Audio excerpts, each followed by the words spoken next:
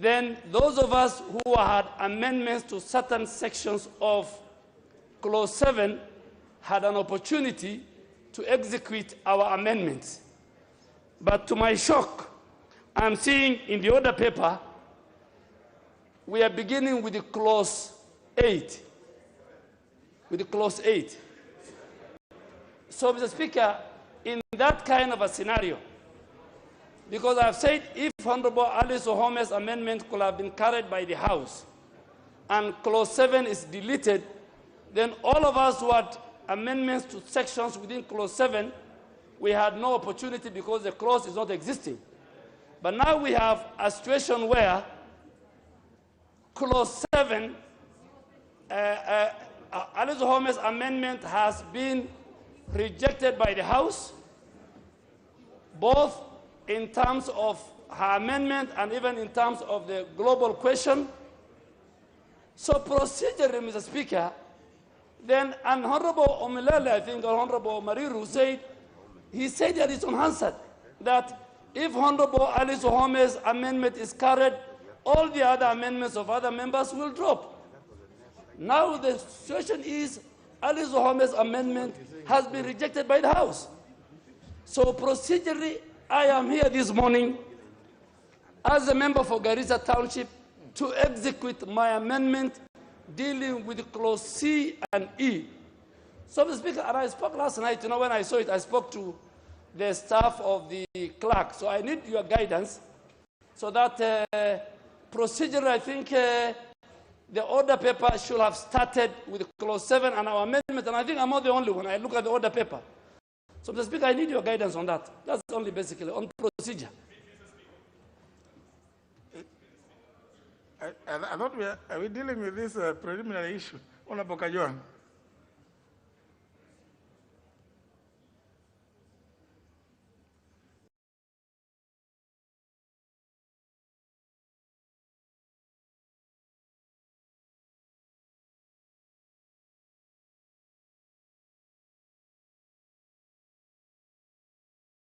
Pertinent issue and requests for your direction on the matter. But even as you think through to give directions on the matter, may I add that a few things happened on that day that are important to think through. The Hansard, when you retire and look at the Hansard, will show that it is true that Honorable Alice Wahome's amendment were negatived. And I'm speaking as the vice chair of the committee that was prosecuting those amendments. It was negatived. She was seeking the deletion, and ordinarily it would have worked. I have been in the panel, and so I know something about that. Ordinarily, then the other movers of the amendments would have then rose in their places to execute the amendments. But soon after Alice Wahome's amendments were dropped, we went to the global question. The Hansard will show you that very clear. We went to the global question, and it was put and acceded to by a majority. There was a division to it, and votes were taken, putting the global question, meaning that the clause as amended, or as it were in the bill, became what it is. It could be an infraction. It could be an infraction. It is true that it could be an infraction. That it could be an infraction of the procedure. Because one would have thought that other people who had amendments would have prosecuted the amendments. But the House proceeded in the manner in which we were constituted. As you know, it was a very interesting House that day. So whatever happened, the issue was that a global question was put. That question was acceded to, and there was a division to it, and the division was overwhelmingly by a vote carried. So I understand and I feel Honorable Duale where he finds himself. But the question that you'd want to peep through is now how to clamp back and open a vote that the House has taken on an issue. Because as you know, Mr. Speaker, the House on a vote decides an issue. And yes, procedurally, one or two things are bound to happen or not happen. But once a House has taken a decision on something, especially when a division has been taken on an issue, you will want to think through how you want to clamp back on that. The second thing, and the last one, is that soon after, Honorable Murugara, I'm sure the Speaker will recognize your presence. But the second thing and the last one, immediately after that happened, a section of members decided to leave the chamber in the middle of a division, which so as far as 107 is concerned, it's actually a gross disorder. But anyway, they somehow managed to overwhelm the sergeants and opened the doors, opened the bar, and opened the doors and left the chamber. And after that, a lot of procedures were taken procedurally. The House the House in committee was reported to the the committee was reported to the House, and votes were taken. And it was not a vote by a section of people; it was a vote by the whole House.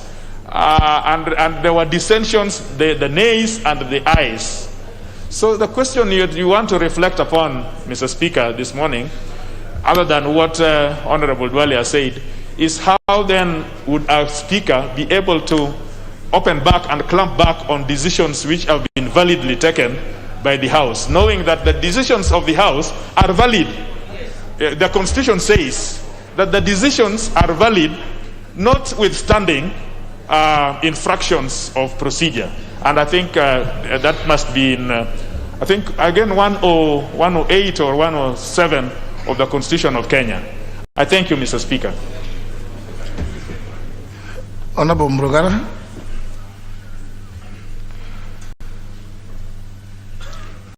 Sorry. Yeah, thank you very much. Thank you very much, Mr. Speaker. Mr. Speaker, the Honorable T.J. Kajwang may actually not have represented issues the way they were. Understanding Order number 30, the business of the House was to come to a close at midnight. No. Yes, it was to come to a close at midnight, Honorable Kimunya. It would not have been extended because it was gazetted up to that time. This is what happened. A few minutes to midnight, there was the issue of division as regards the question of the amendment by Honorable Alice. And the Speaker rightly read Standing Order number 30, Sub-Order 5. And they said the House cannot rise at the present moment because there is a division in progress. Therefore, the extension past midnight was purely to ensure that the division was concluded. After the division was concluded and the vote was read out, that was the end of the business of that particular day. If the House proceeded to do anything else outside that division, then it was outside the standing orders and it was not procedural. And therefore, the Honorable Duale is right to say the issue of amendment by Honorable Alice was actually concluded through a division. After that, the House should have rose so that the rest of the amendments would be canvassed on the next sitting. If anything was not done that way, it is procedural, and Honorable Speaker, you have to revisit, think about it, and give us a proper direction. Thank you, Honorable Speaker. Honorable, let me hear Honorable Junet. He's been there. I'll hear a few of you. Well, fortunately, I was following from my hospital bed. I know you rose 15 minutes to. I know the time the house rose. On that day, it was 1:45. Where I was, it was 1:45. So it's not that I wasn't following. I actually followed as you are addressing me. Just address me as somebody who was who was with you, but not on the chair. Honorable Junes.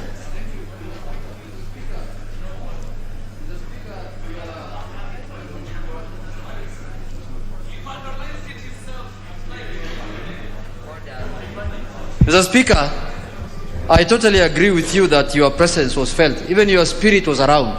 We could feel it in the chamber that you are watching. Having said, Mr. Speaker, the issue that has been raised by Honorable Duale is a valid issue. But Mr. Speaker, as put well by Honorable Kajwang, Mr. Speaker, the issue was put to a vote. The amendment of Honorable Alice, and there was a division. And as Honorable Murungara said, the Speaker ruled that if there is a division, the House will continue past the time it was supposed to rise. But Mr. Speaker, when we finished that division and the vote was counted and declared here, Mr. Speaker, there were no members to move the amendments. Honorable Duale had gone to bed by midnight. You know, he's a Muslim. He doesn't spend outside his house. I know him. He's a very loyal husband. I know him, Mr. Speaker. He left here, and no one is there to move his amendment. The other members who are here, no one is there. No, you cannot move somebody's amendment. Amendment belongs to the owner. So, Mr. Speaker, the Speaker had no other option, Honorable Soipan, but to put the global question now. Mr. Speaker, you can't wake up people from their homes to come and move the amendment. So, Mr. Speaker, the global question was put, and the question was carried, Mr. Speaker, by acclamation. Fortunately, the whole of that day, that was the only question that had no division, Mr. Speaker, because there were no members who asked for division. So, Mr. Speaker, in my view, you have ruled, only Sankoko, Mr. Speaker, you have ruled many times in this House. If a member is not available to move his or her amendment, the amendment stands dropped, Mr. Speaker. You have ruled it many times. So, Mr. Speaker, in my view, I think we have serious business ahead of us. We should not, we should limit our time. But, Mr. Speaker, this is a matter that I want to put to your attention. I know you are aware, you have been watching it, you know what has gone through. Mr. Speaker, it is an issue of members not being present to move the amendment. That's all, Mr. Speaker. Thank you. Now, let me hear a lady, Honorable Wanga. Thank you, Honorable Speaker.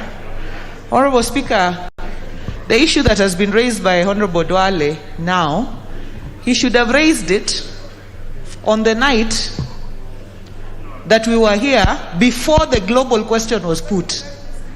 You know, Honorable Speaker, to be honest, and you are following, when we finished on Honorable Alice's amendment, we went ahead, the chair went ahead to put the global question. Honorable Duale was here, all those other people were here, nobody rose in their place to say that the global question has been put, yet my own amendment has not been addressed. So, Honorable Speaker, for Honorable Duale to rise now, he is many, many hours late because the global question was put and executed. And in any case, as Honorable TJ said, the members that are rising in their place lost the right because they were grossly disorderly by opening the bar and leaving in the middle of a division. Honorable Speaker, that was grossly disorderly. And in fact, to come back and raise that issue when they actually left the House in the middle of a division against the standing orders is really out of place. So Honorable Duale and the other members who had amendments should have raised this issue before the global question was put. But now, after Honorable Alice's amendment was prosecuted and defeated, the chair went ahead to put the global question that clause 7 be part of the bill. They remained here, they voted here, they voted against it, and then they left in the middle of the division, and then they come back and say, we had amendments to clause 7. It is completely out of order, Honorable Speaker. And in any case, they should be found out of order for breaking the bar and leaving the House in the middle of a division. It is unacceptable, Honorable Speaker. I thank you. Now, Honourable members, I told you, in fact, the point I wanted to address is the one that Honourable Wanga has addressed. After concluding the first division on the amendment proposed by the Honourable Alice Wahome, having been defeated, what then remained was for any other member, since now the clause was there, and the next thing that the chair would do would be to now put the global question for it to be part of the bill. So any member who desired further amendments to it was then at liberty at that point, not any other point, at the point to rise in their places and claim that now that the clause is still there, I would only have lost my right to move the amendment if it had been carried. Now that it had remained, then any other member who had amendments was at liberty to rise at that time. At that time, to rise in their place.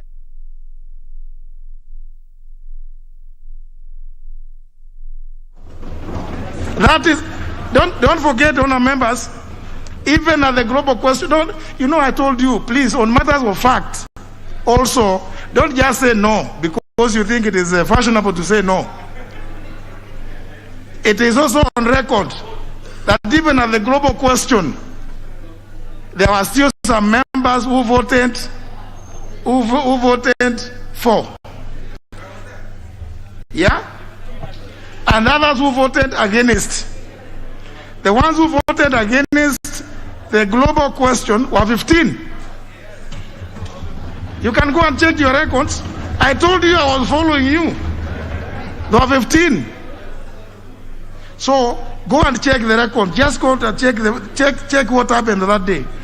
And therefore, if you remained around after the first question had been determined, no, after the time wasn't over. The reason why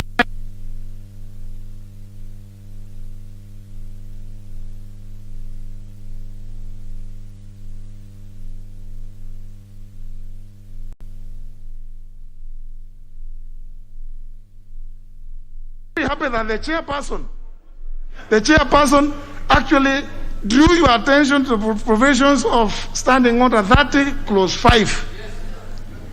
That in the middle of a division, and the honorable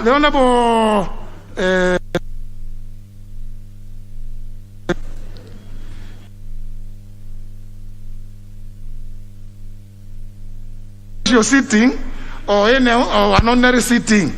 And that is the truth also. It is called a sitting. So when there's a division going on, you cannot raise the issue of time running out. And that's why the chairperson was perfectly right to rule that since we are in the middle of a division, we must continue until we finish. But that middle was the middle of the global question, division on the global question. Now when you start saying no from your place, we'll get the Hansard. We'll get the Hansard and you'll be embarrassed. Please. There was the question by Alice Wahome the division of that question was finalized before midnight. And therefore there was still some time. That's why the chairperson went on to put the global question, because there was still some time, about 25 or 26 minutes. And when some of you, in fact, the Honorable Sankok, is the Honorable Sankok who rose in his place and claimed that And now we are almost going to midnight. And the chairperson ruled. We are in the middle of a division. You know, some of you seem to forget when you go for weekends. Don't get contaminated with what happens over weekends. The Honorable Sankok, you raised the issue of that we are almost close to midnight. Now, you know, honor members, because now we must restore order in this house. Can I get the handstand? And if it shows that it was a global question, the Honorable Sankok, you will be thrown out of this house for the balance of the day. You cannot be doing this. This is not the way business is transacted. Can I get the handstand? It was. You cannot.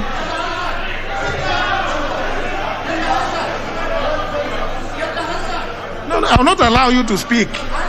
I will not allow you to speak when you are trying to contradict the obvious. When you rose to raise the issue of time.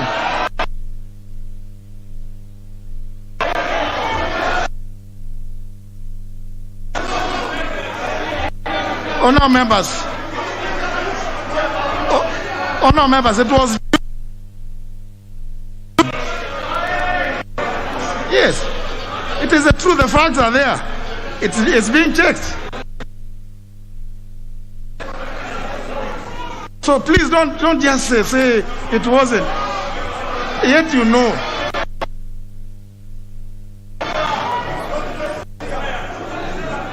So honor members, this is a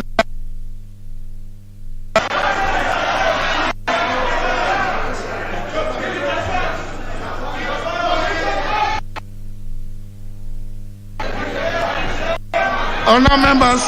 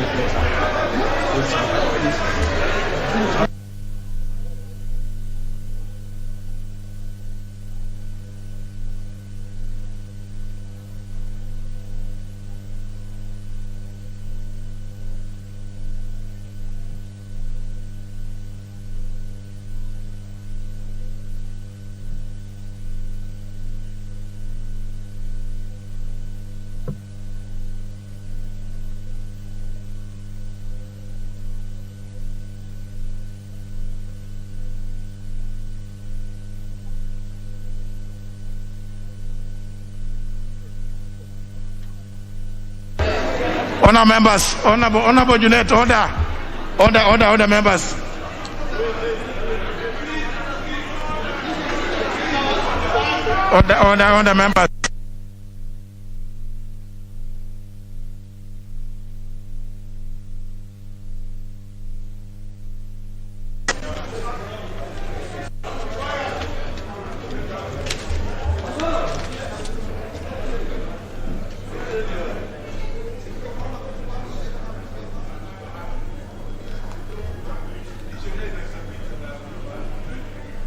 Order members. Honor members, I do not have to retreat to come to make a ruling on this. This is a very obvious matter, and I told you that I was following you. I was following the proceedings throughout. And in fact, the issue of the time was upmost on my mind at the time, and I was very happy because the chairperson ruled in the correct manner.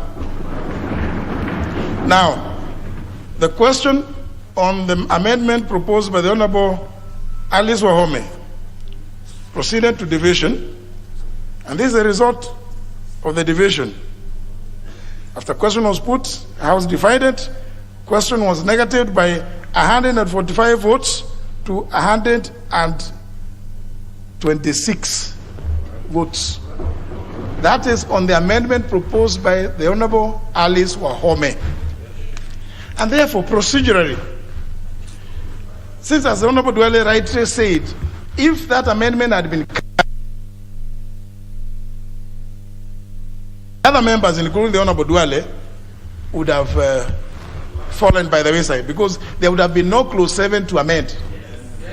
Now, since it was negatived, it was then incumbent upon the Honorable Dwele and all others who had amendments to clause 7 to rise in their places and claim to move their proposed amendments.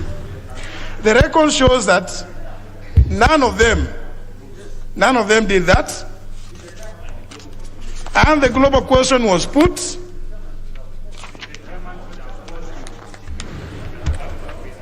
If you see it on your right, even equity does not help the indolent, because they proceeded to even ring the division bell for the global question.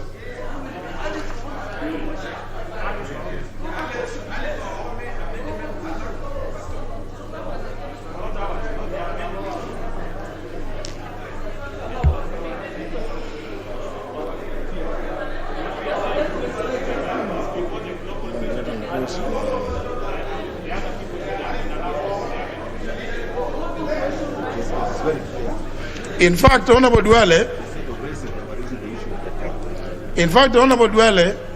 the record shows you to have been one of the members who was raised the issue of time. Yeah?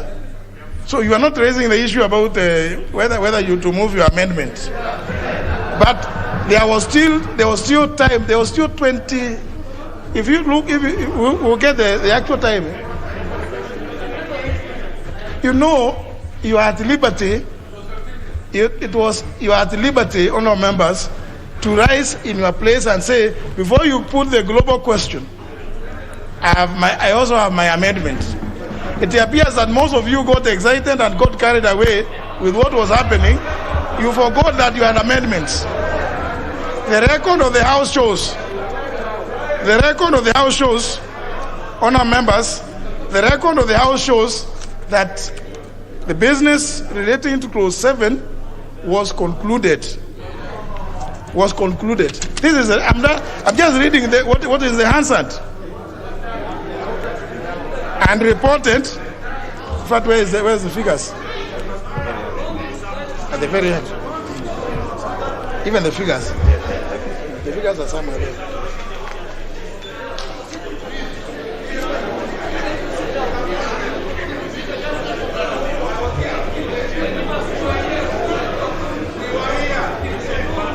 Honour members, exactly. This is a record. The nays 15, the ayes 142. The net result, clause 7 is part of the bill. The ayes had it. So clause 7 is part of the bill. Honour members, it will not be open to the Speaker. It will not be open to the Speaker at this point, honourable members, for me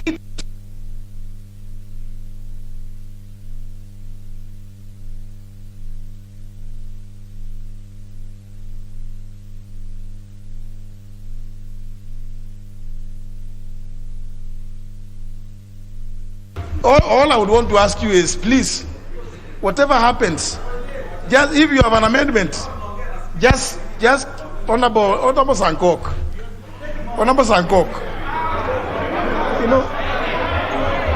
since the House has already determined this, should you at some point, don't raise your hand up, Honorable Sankok, because I will not allow you to say anything on this.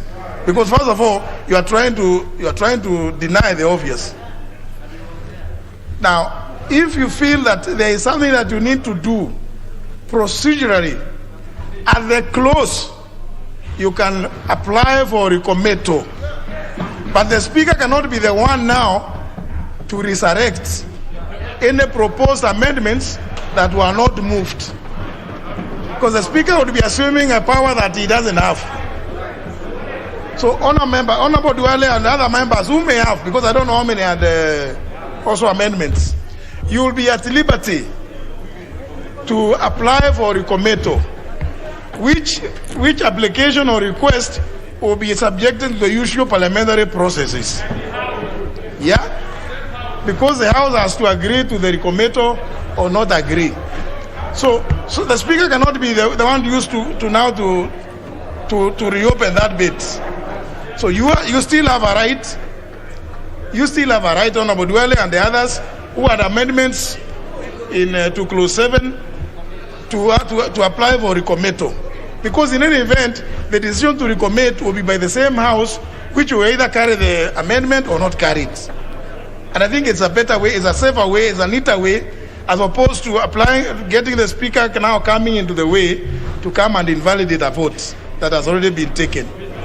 So, Honorable Duale, you are right, which you appear to have sat on or to have forgotten on that day, is not lost entirely. It is not lost entirely because you still have the opportunity to apply for recometo. That will be procedurally the best way to go about it. So, honourable members, let us now move away from the from the preliminary issues and move to business. Order number 8, Committee of the Whole House. No. What are these points of orders, please? No.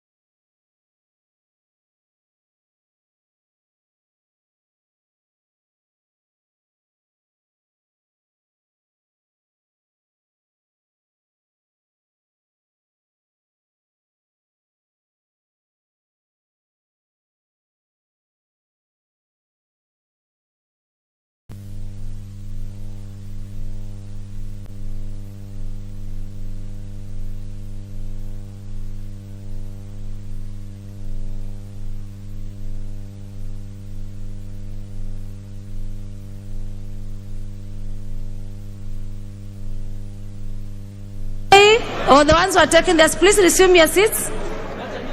Order, members. Order.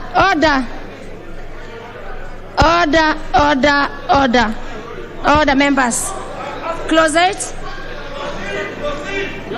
Clause 8. Members, I propose a question which is a clause 8 be part of the bill. We have a proposed amendment on clause 8 by the Honorable Duale.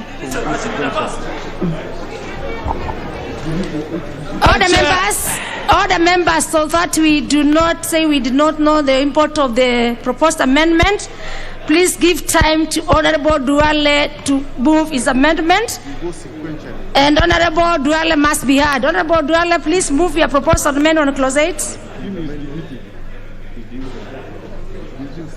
And Chair, you must say that if my amendment is defeated, then both at the first stage and at the global, then the other members will have theirs. But if mine is carried, then it falls. I think that you need to make it clear. Honorable Duale, please move your amendment. We know the procedure. No, you better say but it. Don't assume. Why are you assuming your amendment is going to be defeated? No, I'm just saying you must make it clear. You must make it clear because there are many people who have amendments to this. So, Chair, you need to make it clear the way your predecessor did it when we were there last time. Very well, Honorable Duale, please move your proposed amendment. Okay, Madam Chair, I beg to move that clause 8 of the bill be amended by deleting. But I'm only deleting paragraph B, so why have you called me? I'm not deleting 8. I'm only deleting B. So you should look for, or I move B. Is there anybody who's deleting the whole clause? So I continue? Honorable Chair, Honorable Duale, continue. Okay, Madam Chair, I beg to move that clause 8 of the bill be amended by deleting paragraph B. Madam Chair, clause 8, paragraph B of this bill provides that in the case of a coalition political party, the coalition political parties shall submit the coalition agreement at least 6 months before a general election. Madam Chair, the gist and the reasoning behind that 8B is that this is intended to compel political parties to enter into coalition agreements and deposit with the registrar of political parties by February next year. By February.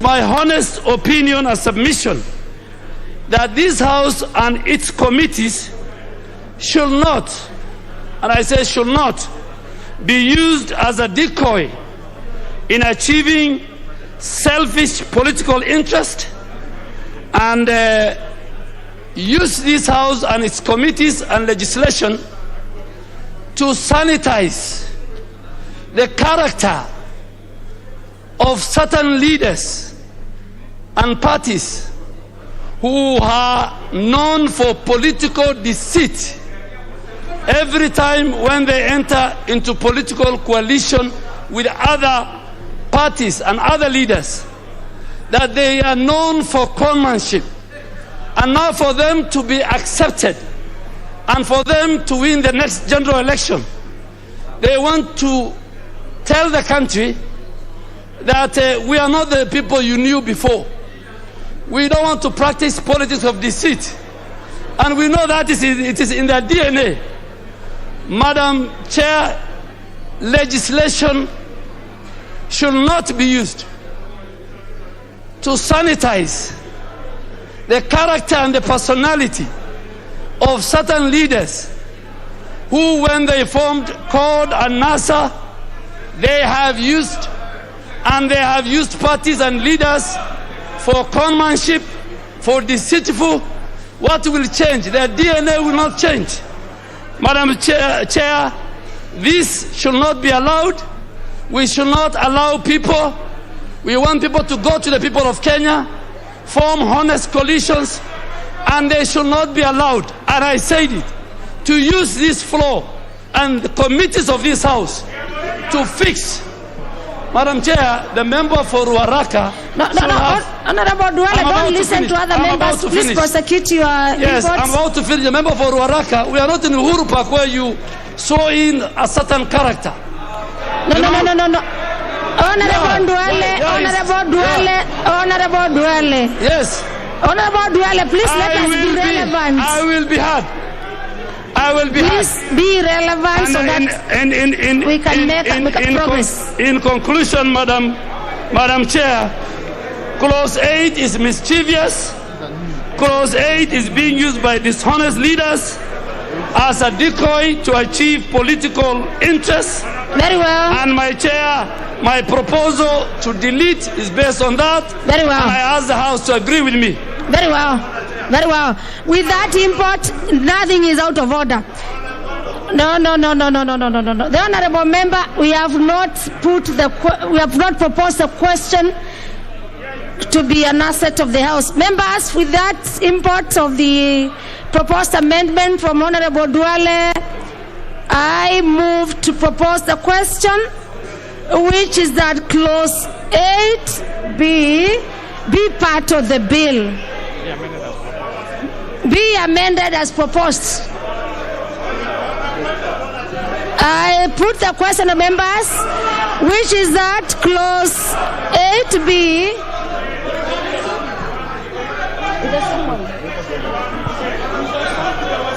Okay, very well. Members, just calm down. Honorable Sankok, resume your seats. Honorable Sankok, resume your seats. Members, I'm proposing the question. So that members can know what is the import of the debate. Yes, I propose a question for us to be in procedure, which is that Clause 8B be amended as proposed by the Honorable Duale. Then I give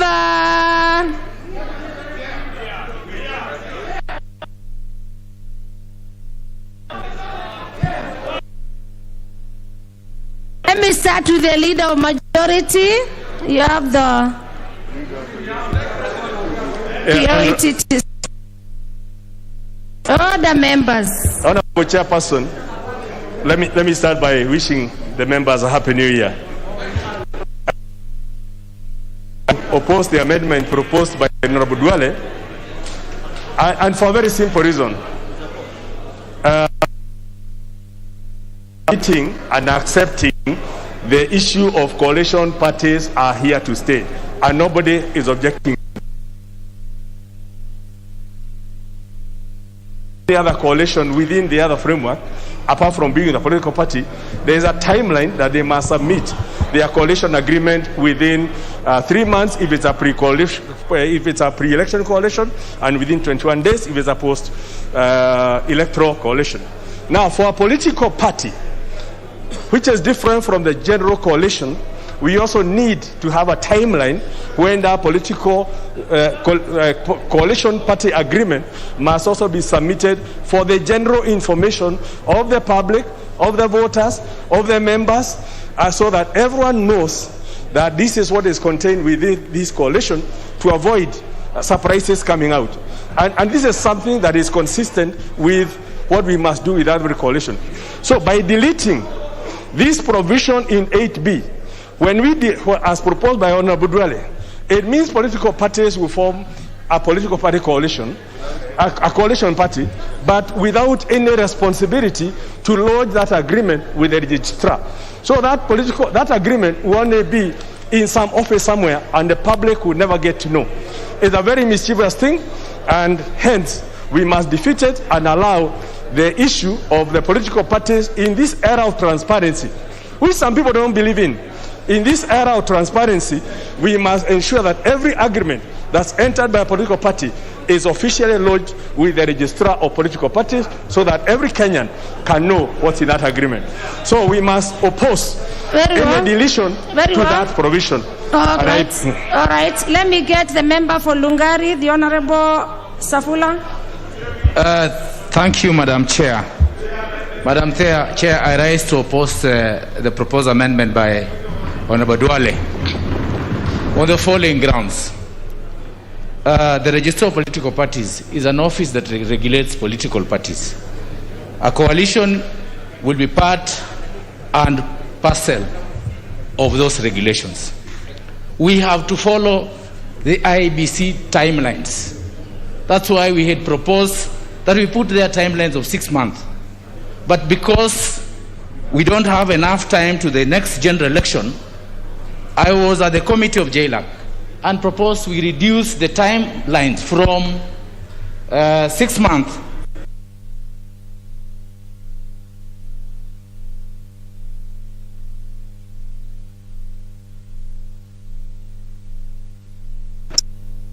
in this house as it's contained in the order paper today. Madam Speaker, IBC has already published timelines for the general election. So the regulation by the political parties must follow the timelines of IBC to avoid a conflict between these political parties Act and the IBC Act, because we want a smooth and fair and free election. If the two acts conflict, then, Madam Speaker, we are opening up avenues for petitions and avenues for chaos in this country. So, Madam Speaker, I oppose the deletion of that clause. We must regulate within the time frame of IBC. Thank you, Madam Chair. Let me have the last one, or maybe the Honorable Kositani Caleb. And as the Speaker said, this is a house of voting. You'll take your vote on the matter. So, Honorable Kositani. Madam Speaker, I was rising on a point of order because I can see me and I can see many members here are thirsty and we don't have water here, Madam Chair. Can the water be provided? I'll give you direction of the water, but for the purpose of water, we have just... we saw... Yes, members, you are free to take water from anywhere, from the presence of the house. Let me have the member for Kikuyu, Honorable Ichungwa. Honorable Chair, I rise to support the amendment by the Honorable Duale. And Honorable Chair, I'll be very quick, Honorable Chair.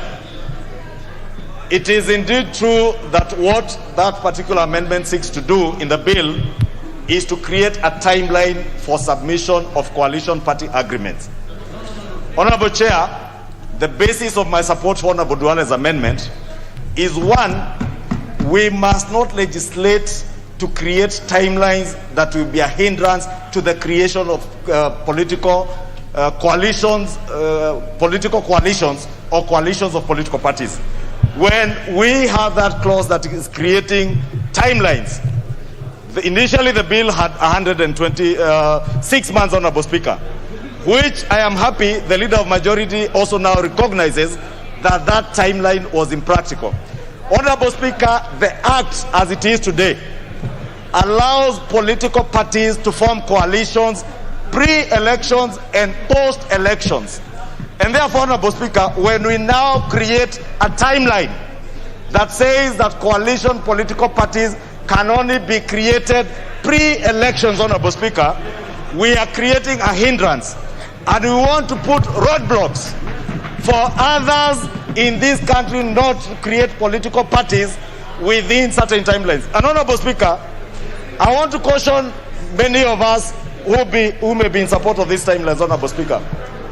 This particular clause, Honorable Very Speaker, well. is designed, Honorable Speaker, if you allow me 1 minute. Yes, yes. Is designed to blackmail certain political players to get into coalitions within a specified timeline to fix politics, Honorable Speaker. But as a House, Honorable Speaker, this bill belongs to political parties. Nobody should create a timeline that is so constrained, Honorable Speaker, that within 6 months or 4 months, you must form a coalition. People must be allowed the liberty to form.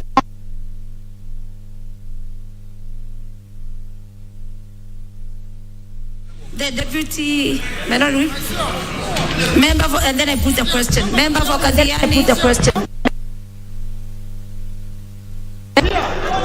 Then with the member, he's left his card. Let me have Junette, Honorable Junette. The member for Kadiani has left his card.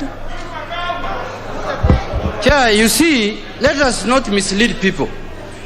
Chair, coalition making laws are already in existence. If today we want to do a coalition, there is a law that guides on how we shall do coalition. What this bill is trying to do is to make it better. It is today. Okay. NASA was there, CORD was there, there will be another coalition, there will be many coalitions that will come. This is an amendment that we are going to oppose, Madam Speaker, and we are going to say no. Members, allow now me put the question to clause 8B. Order, members. Order.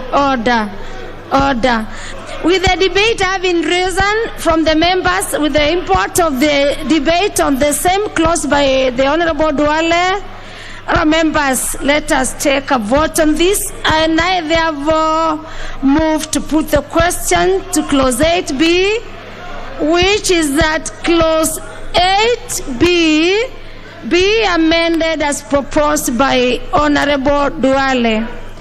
All members, as many as are of this opinion, say aye.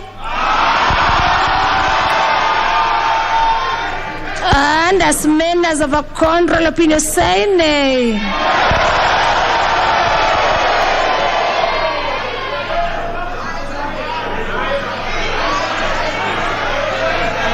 Honorable members, do you have to stand when we are saying our nays or nays?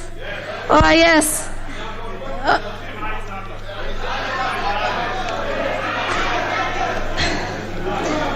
Let me clear, of course, let me clear, and for clarity, I want to put the question again.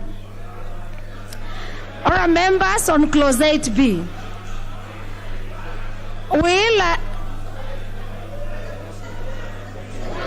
I put the question which is at clause.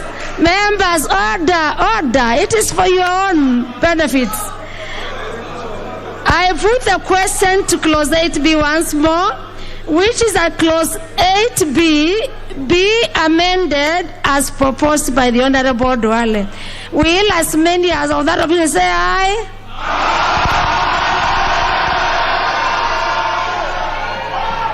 And as many as of a contrary opinion say nay.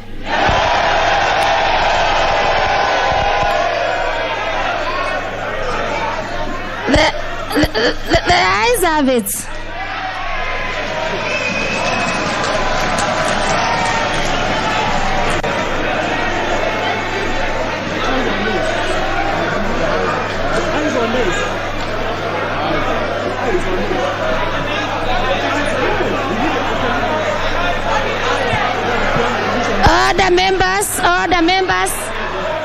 Order members.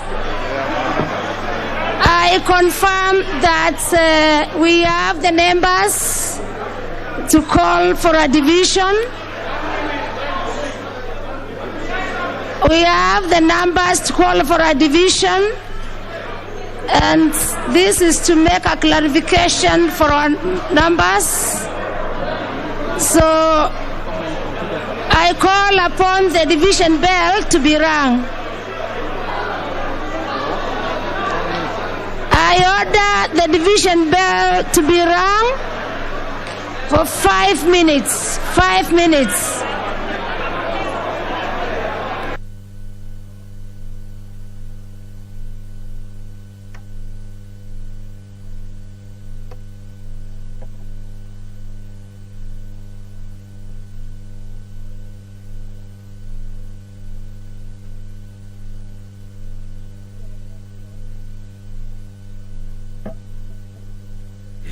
Marekebisho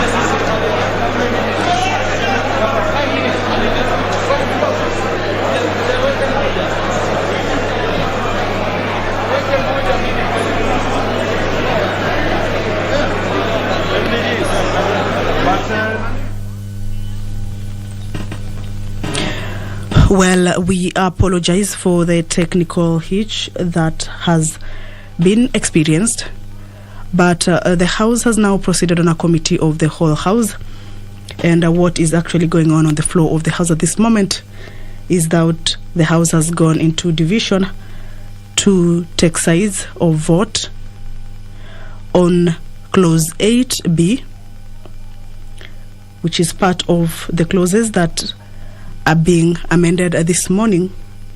This one is by Honorable Aden Duale, where he proposed for the deletion of Clause 8B. Clause 8B is on the timelines, political parties coalition agreements timelines, whereby the bill proposed that it should be done within 6 months to elections. The JLAC committee proposed 4 months to elections, but again, there seems to be controversy on that particular clause, thereby forcing members to propose more amendments to it. This one is on the deletion of that particular Clause 8B.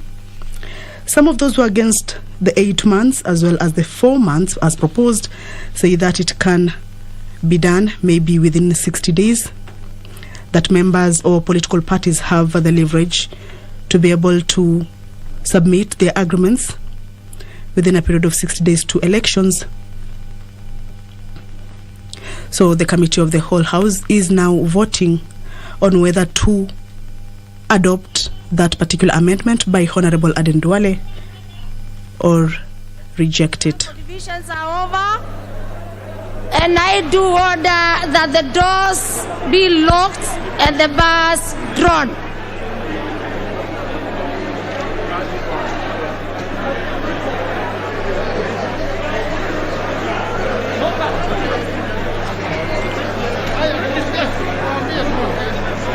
The doors be locked and the bars be withdrawn.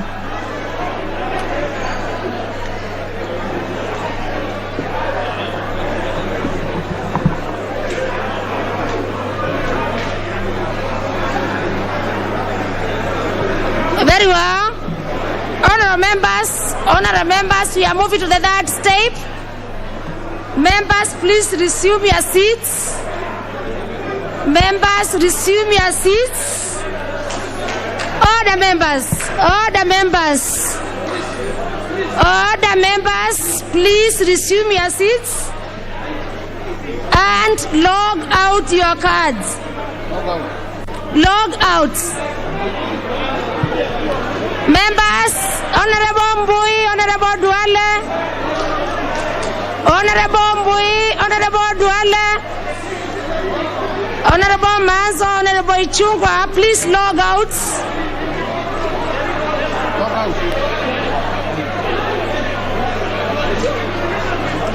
Members, logging out, I mean remove your cards from your units. Remove your cards from the units.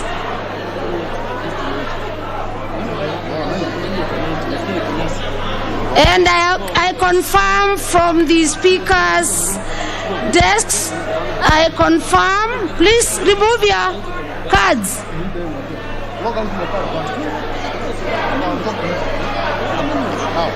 Members, order, members. Log out by removing your cards from the units.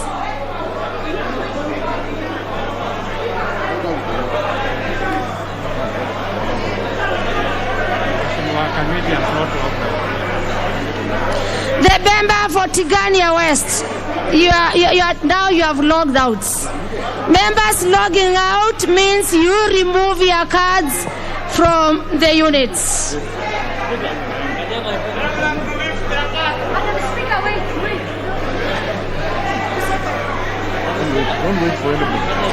We have to follow the procedures. The members who have cards, please, you are given enough time. Communication from the clerk by the speaker, even this morning. We have no point of order. There is no point of order. The member for Bugoma, you have not logged out. And when we go to the voting, your vote may not be recorded. Please log out your cards.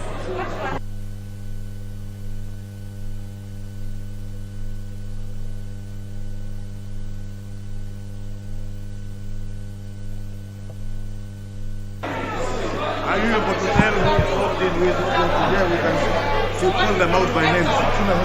Wanataka wote.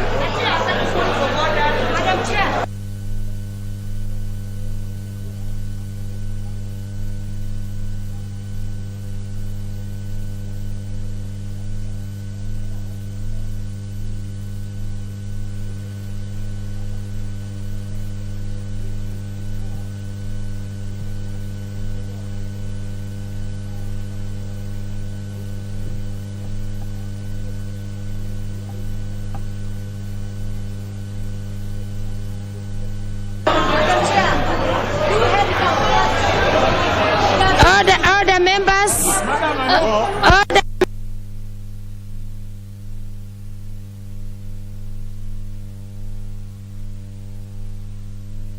If you don't log out, I'll move to the next tape.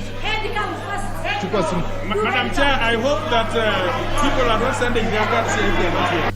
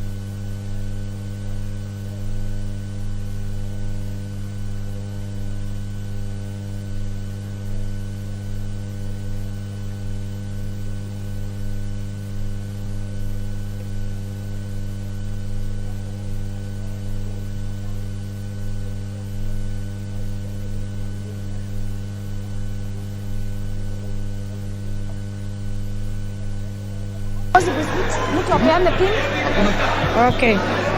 Order members, order members, order members. Please log in your cards.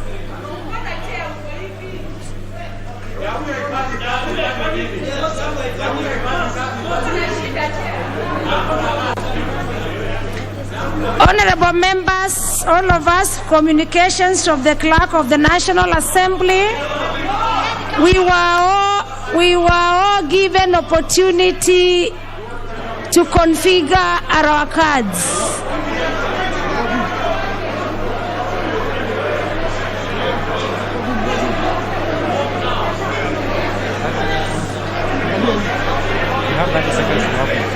Honorable members, you have 30 seconds to log in. 30 seconds to log in. Please, 30 seconds. I'm aware of cases of members who feel that some could have given the pins, some are carrying for others, but please log in. This will be established also from the members who have already put their attendance login. Order members.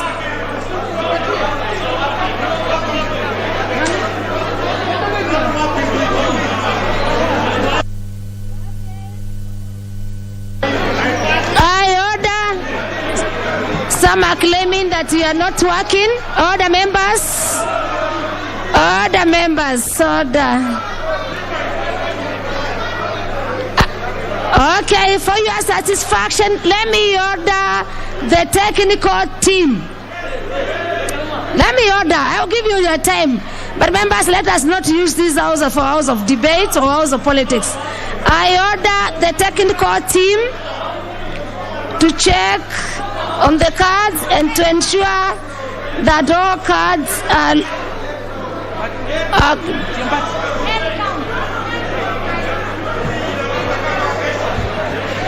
so allow me to do 1 minute because the other clauses will move a bit faster. Just that 1 minute to ensure that with this clause 8B that you've done the right thing and members will not rise on their feet to claim that their cards are not. Please, I order the technical team. And I take 1 minute, then I will start the...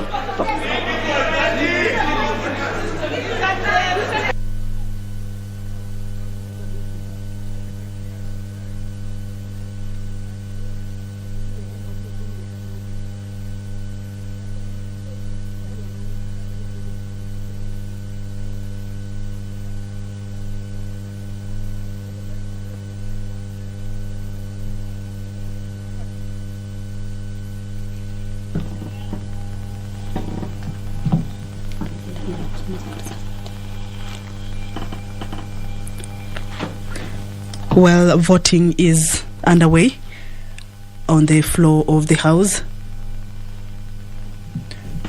The voting is on Clause 8B, which is a proposed amendment by Garissa Township Member of Parliament, Honorable Aden Duale. That Clause 8B, which touches on the timelines of political party coalitions, submission of the agreements. Order members. We are doing our last, I think, is this the last year in this house? Most of us are very experienced. You people are very experienced members, experienced this. Most of you are logging in your cards and you're also logging out or removing your cards. When we are voting electronically, please, you must follow the procedure. Otherwise, your votes may not be counted. Because when you log in and you log out, it is not going to be, recorded in our system. So please allow me, and we are not listening to any member. Please have your cards on step 2. Please, step 3, can you log out first? And now I'm going to be serious. I'll move on with the steps of the electronic. No. The members, you are saying your card is not working. No, it has been confirmed from the technical team. I have some few members who have not even logged out. And you know the procedures of the Honorable Mohamed Osman, you have not logged out. The Honorable Abel Malimo, you have not logged out. The Honorable Katana Kahindi from Kaloleni constituency, you have not logged out. The member from Dominator Keter Gideon, you have not logged out.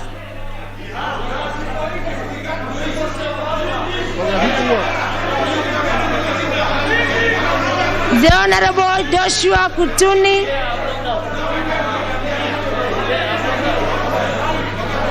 yes, the Honorable Osman, you have logged out. No, Fafi, but we, yes, yes.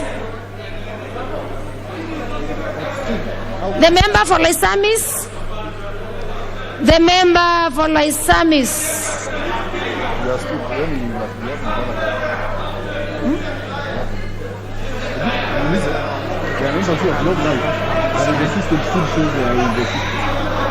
The member for Cheregani. Is it the only way of voting in this house? That is the only way. No, why? Now the system has, yes. I confirm, members. This is, yes, I confirm, members. I confirm. I can hear some members shouting head counts, but if you have any information from anywhere that any member would have sent, because we have tried to confirm, please, you should just do that with the sergeant at arms immediately, or the clerk immediately, not assuming. And it will be established and communicated, and the member would have worked. Okay, members, I confirm from the screen and from the member for Marsabit. The member for Marsabit.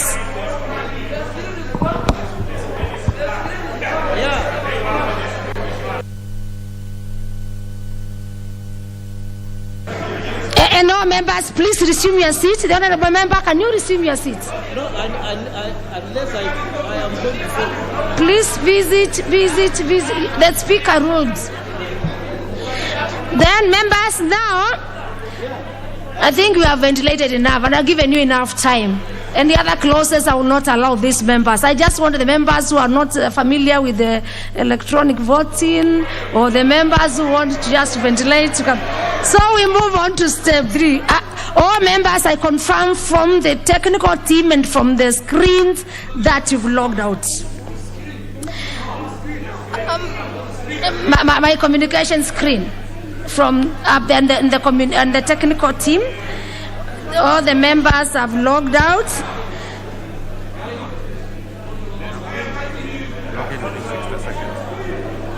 Now I direct that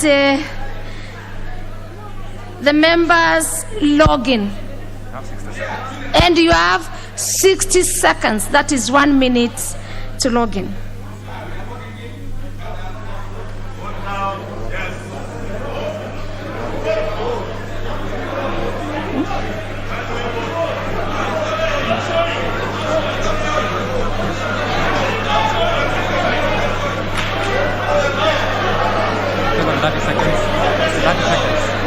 Announce that they have 30 seconds. Okay.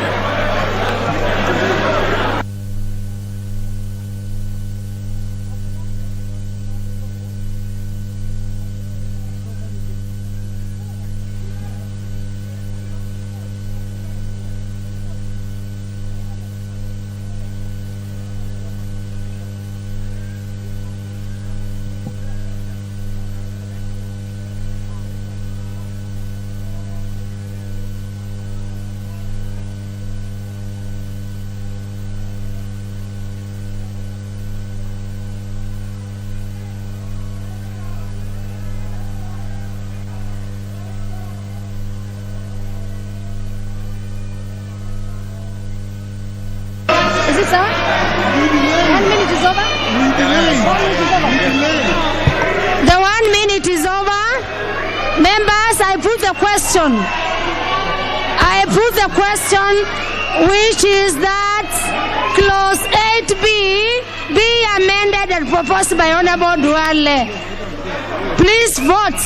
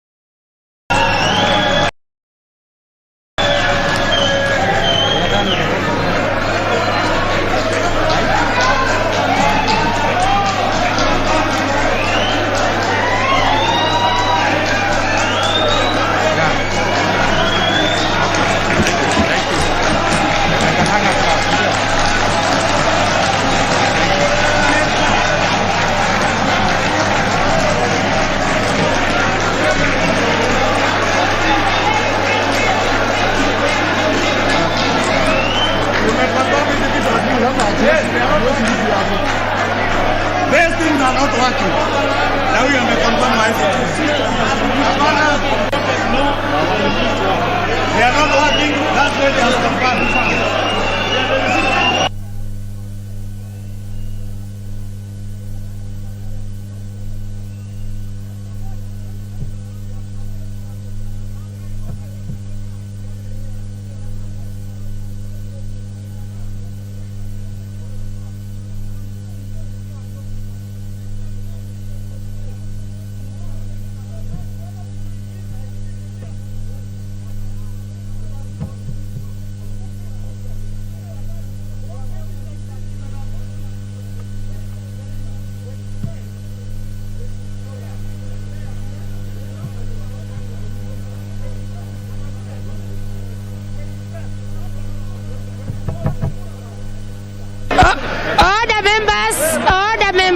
All the members,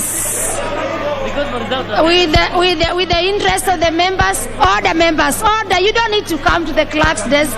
We have clerks there. All the members, all the members, all the members, all the members, order. Some members are claiming that the cards are working. Others are not working. Others are using the chamber as a place of politics. Others are just acting. And your constituent can also see you. Please let us have decorum in the house. Your constituents are watching you. The Kenyans are watching you.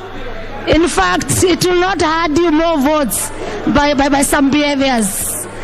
So, for members who are claiming, of course, have been communicated through the clerk of the National Assembly for the last 1 week that the House will do electronic voting. I even have some members who are claiming that their cards have not been configured. So for us to clear doubts, the doubts you can see on the screen, and because I am not going to announce the results for now, can I repeat the process?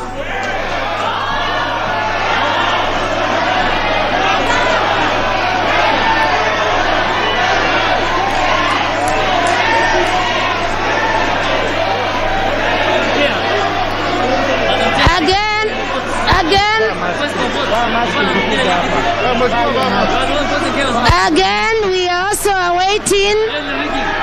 Again, before we go to that step, members, before we go to that step, we are waiting for the results from from the technical. We are waiting for the results. We are awaiting for the results from up there.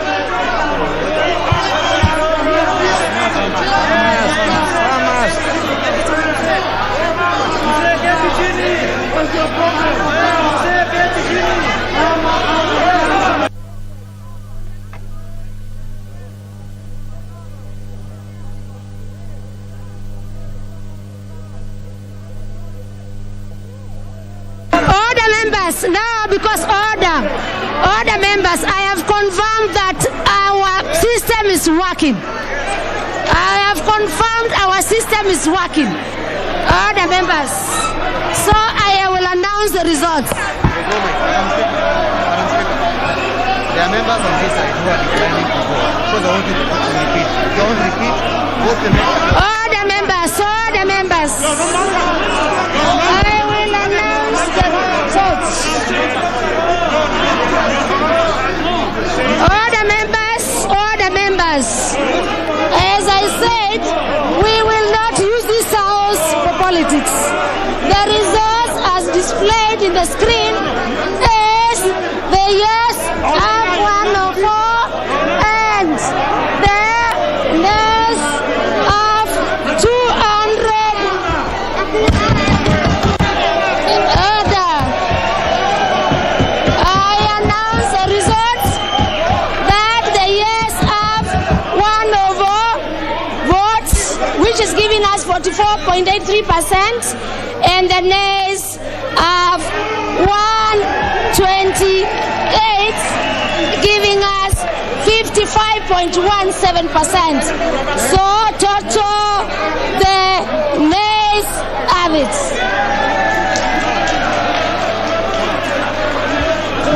Order members, order members.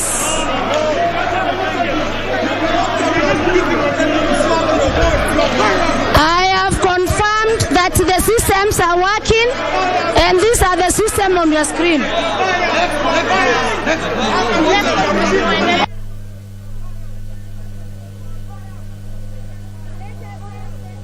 Members, let us have the next amendment on the same clause by the leader of majority. Members, we have given you time. We have also confirmed from the technical team that the cards and everything is working. Let us use this proposal. Yes. If the systems would not have been working, I would have repeated the question as I indicated. But the systems are working. Let us not use those for debate and for politics. The Honorable Leader of Majority, please move the amendment on the same clause.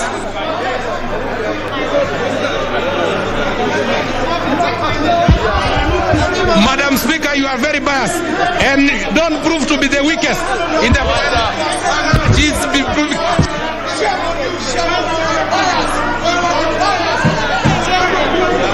Order members, Leader of Majority, please move. Please move.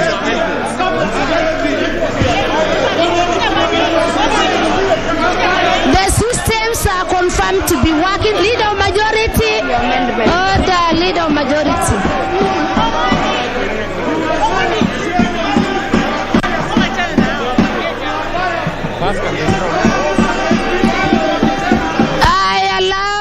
I direct the bars to be drawn.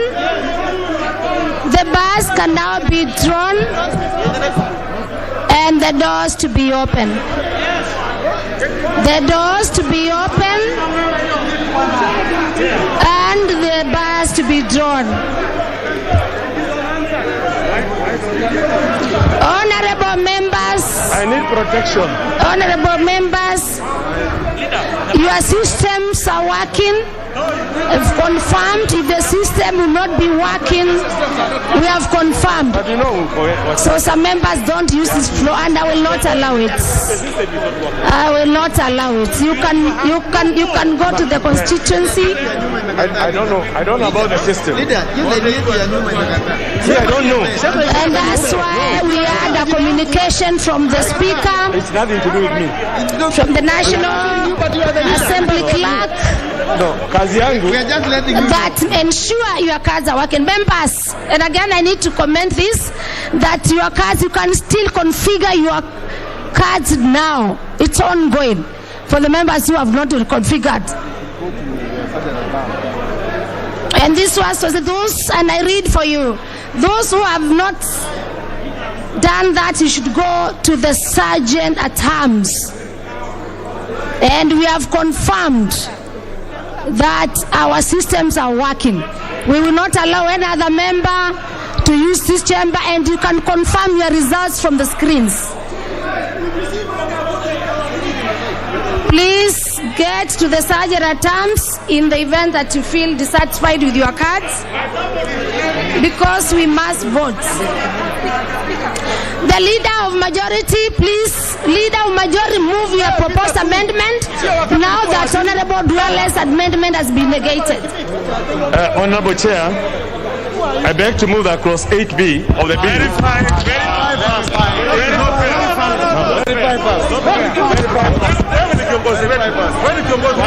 Please, can the leader of majority be protected to move his amendment? I need protection. Sergeant at arms, can the leader of majority be protected to move his amendments?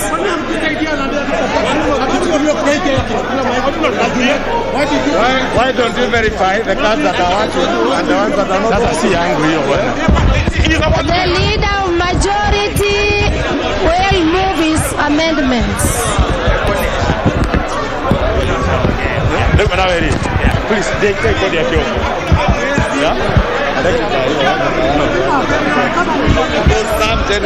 The leader of majority to move his proposed amendment.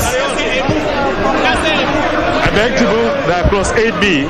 And the members who are here to do your politics, please do it outside of the house. Leader of majority to be protected to move his amendment. Order, members. Order.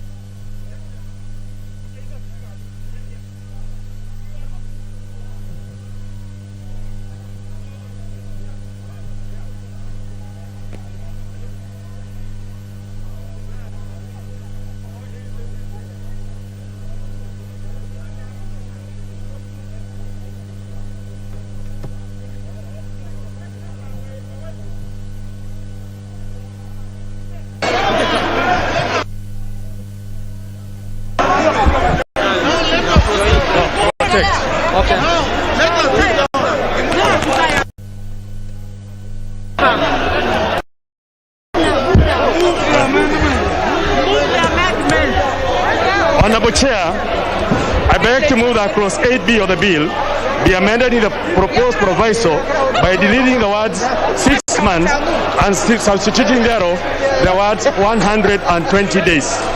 And the import of this bill is to accord the timeline to also be synchronized with the nomination of members of parliament. Honorable Speaker, I beg to move.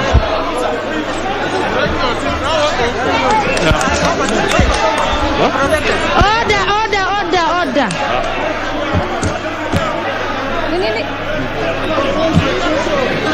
Propose.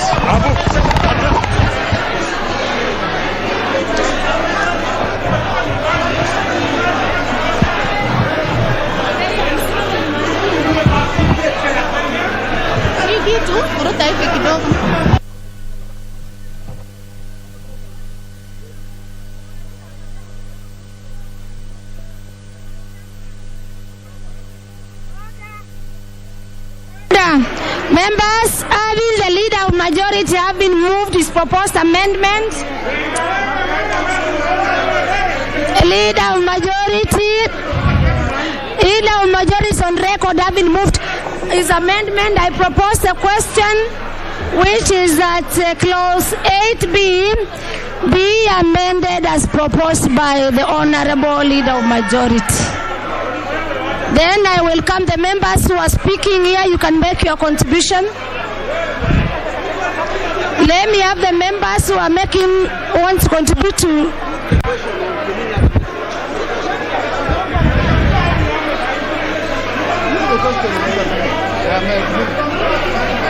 Now we have no interest for members speaking to this, and I move to put the question, which is that clause 8B be amended as proposed by the leader of majority. Members, as many as our discipline say aye,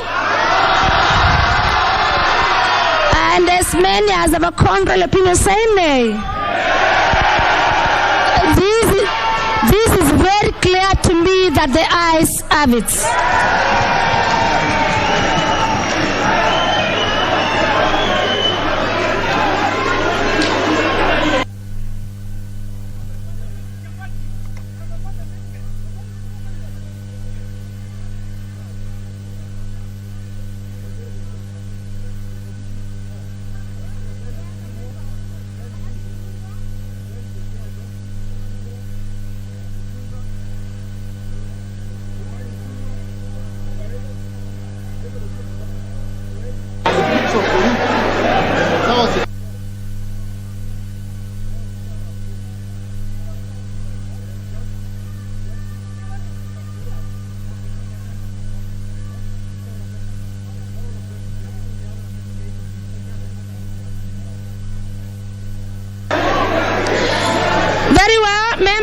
On clause 8B, order members, please resume your seat, and that's why you are concentrating on non-issues.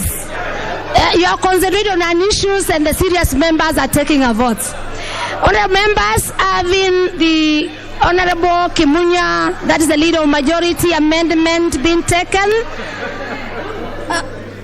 then since we have other members who had proposed to speak to or to make amendments on the same, the members from Honorable Chairperson of Justice, Legal Affairs Committee, Honorable Joseph Limbo, the Honorable John Mutunga's amendment, the Honorable Kimanu Ichungwa's amendment, the Honorable David Ochieng's amendment, the Honorable Nelson Koech amendment, the Honorable Didmas Barasa amendment, the Honorable Nixon Koril proposed amendment, the Honorable Ndindi Nyoro proposed amendment, the Honorable Cecily Ibarire proposed amendment, the Honorable Dido Raso proposed amendment, the Honorable Dr. Chris Wambalo amendment, proposed amendment, and the Honorable Katuri Murungi proposed amendment falls automatically as a procedure. Further amendment. Mutembei, further amendment, please. I have given you a copy. No, I've given him it is here. No. I have done a further amendment. Yes. I have already copied it here. What is it? Yeah. No. Members, honorable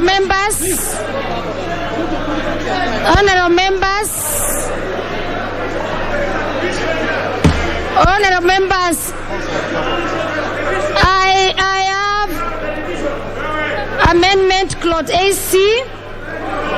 Please, Honorable Sakwa Bunyasi on clause 8, move your amendments. You cannot not have a division on a procedure. Honorable Bunyasi Sakwa, please to move your amendment on new clause 80. Thank you, Madam Speaker. I wish to move my amendment on clause 8 that it be amended as in the order paper. Madam Speaker, I move.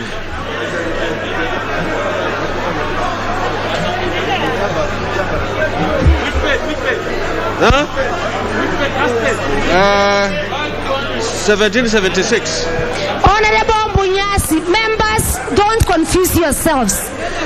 Please, if you receive your seat, you will listen to the import of the amendments and you will make your informed decision.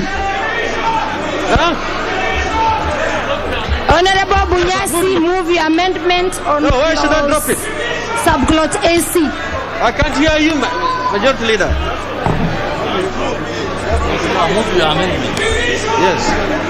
Madam Speaker, I've already moved the amendment. Just be good. No. Please, can you move your proposed amendment on clause 80, Honorable Bunyasi, to be on record?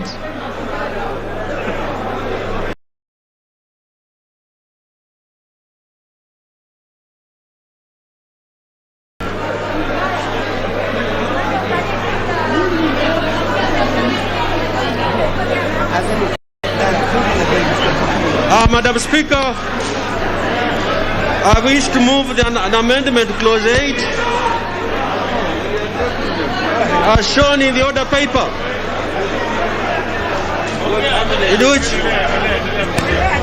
Please don't interrupt me. Don't interrupt me. Chairman. Honorable Bunyasi, carry on your record. This is a house of answered. Your records will be, yes. Thank you, Madam Speaker. I move the amendment. The import of the amendment is that the coalition party shall field a presidential candidate. Order members. And allow individual parties. Members, for you be able to make a decision, you must listen. Otherwise, you'll be arguing and you'll get your results. Yes, Honorable Bunyasi. Thank you, Madam Speaker. Thank you for protecting me. The amendment vote.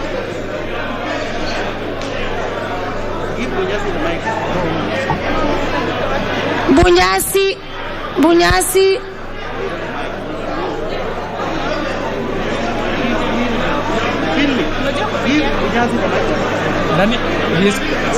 Junaid is advising on something. It will be audible to the rest of the. Junaid is advising.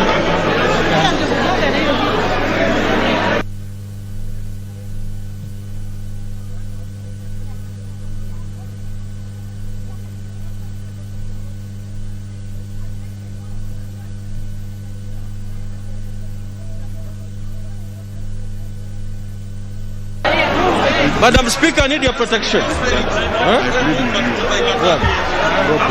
No, why? No, let's debate the thing. Let's debate it. Yes. Yeah.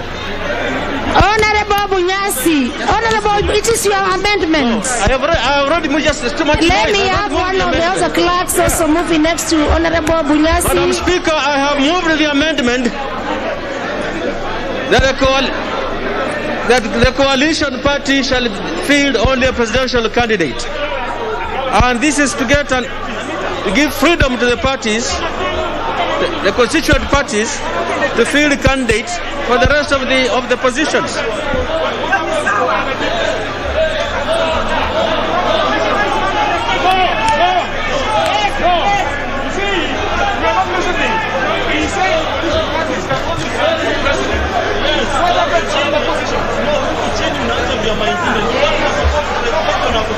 That is okay. So if we have, remember, in section 2 we are going to say each party is also a single party. We are saying so. So if we have a whole big let's allow some open debate.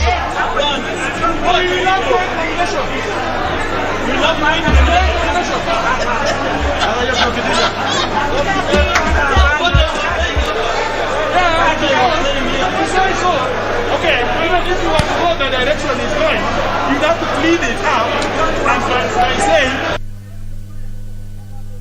Finished moving. Honorable, order members, please resume your seats for procedure.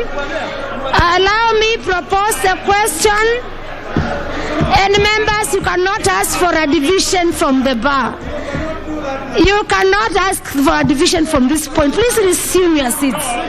So, can I propose a question, which is that clause 8C be amended as proposed by Honorable Bunyas. Then I give it the first one to the leader of majority. The leader of majority, because you are president. Honorable Chair, I stand to members, you can now speak from your units. By Honorable Bunyasi, a man I respect. But on this particular issue, you cannot deny a party the right by law. Leader of majority, you are supporting, you are not supporting? I'm not supporting. Or you are not supporting? Because this is unconstitutional. It goes against Article 38. And you cannot deny a political party or define what a political party can do or cannot do. A political party is at liberty to nominate candidates at whatever level. And limiting it at this point would be the most unfortunate thing for this country. I beg to oppose, and I ask all our members to vehemently oppose this amendment.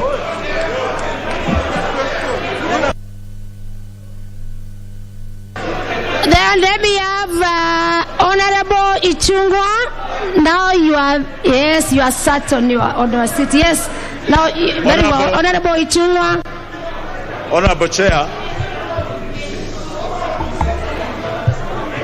Honorable Chair. All the members, please can you listen to Honorable Ichungwa? Honorable Chair. Some of us are making decisions from information they do not even know of the import of the proposed amendment. Please can we have Honorable Ichungwa being listened to?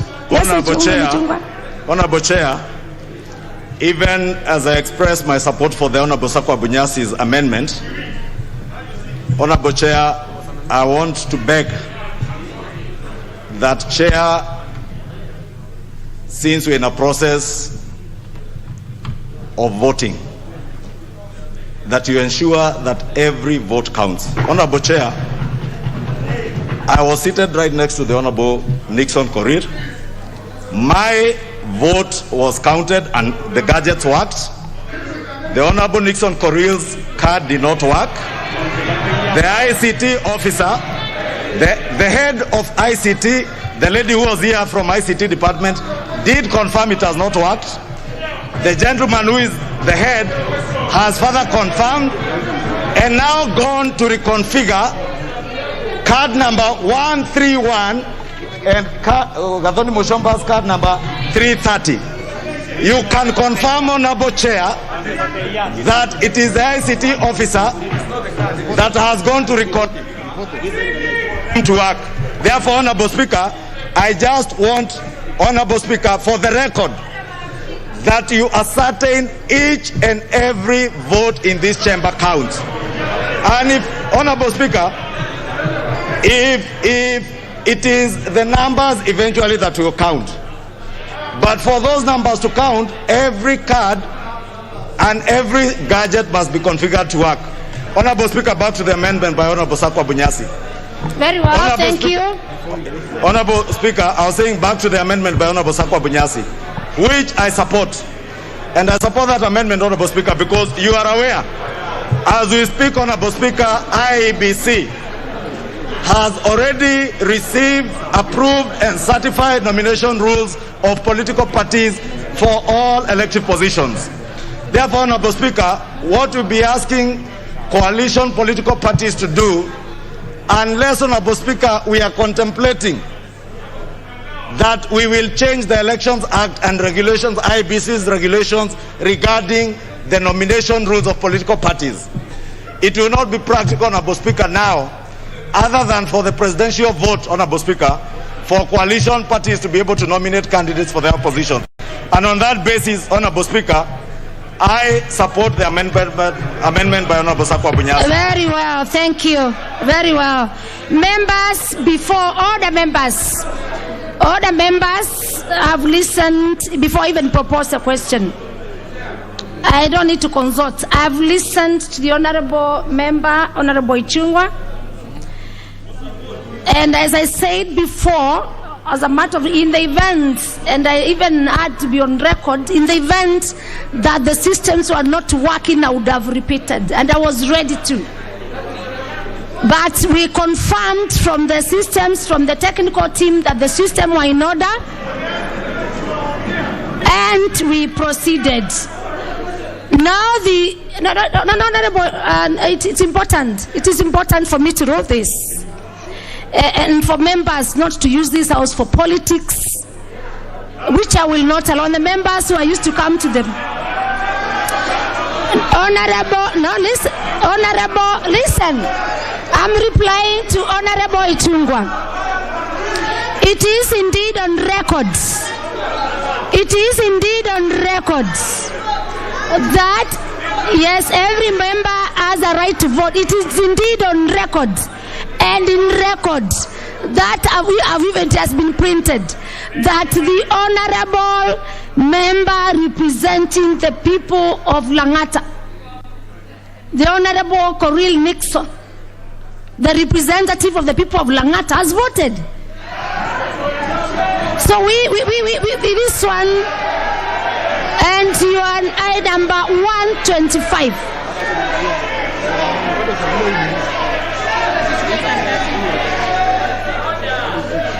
The Honorable Nixon Lang'ata, member for Lang'ata. Nixon Coril, the member. Yes, in fact, it was the Honorable.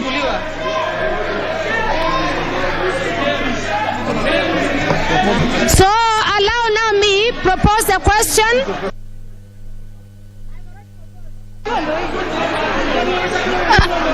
Members, I see no interest to this.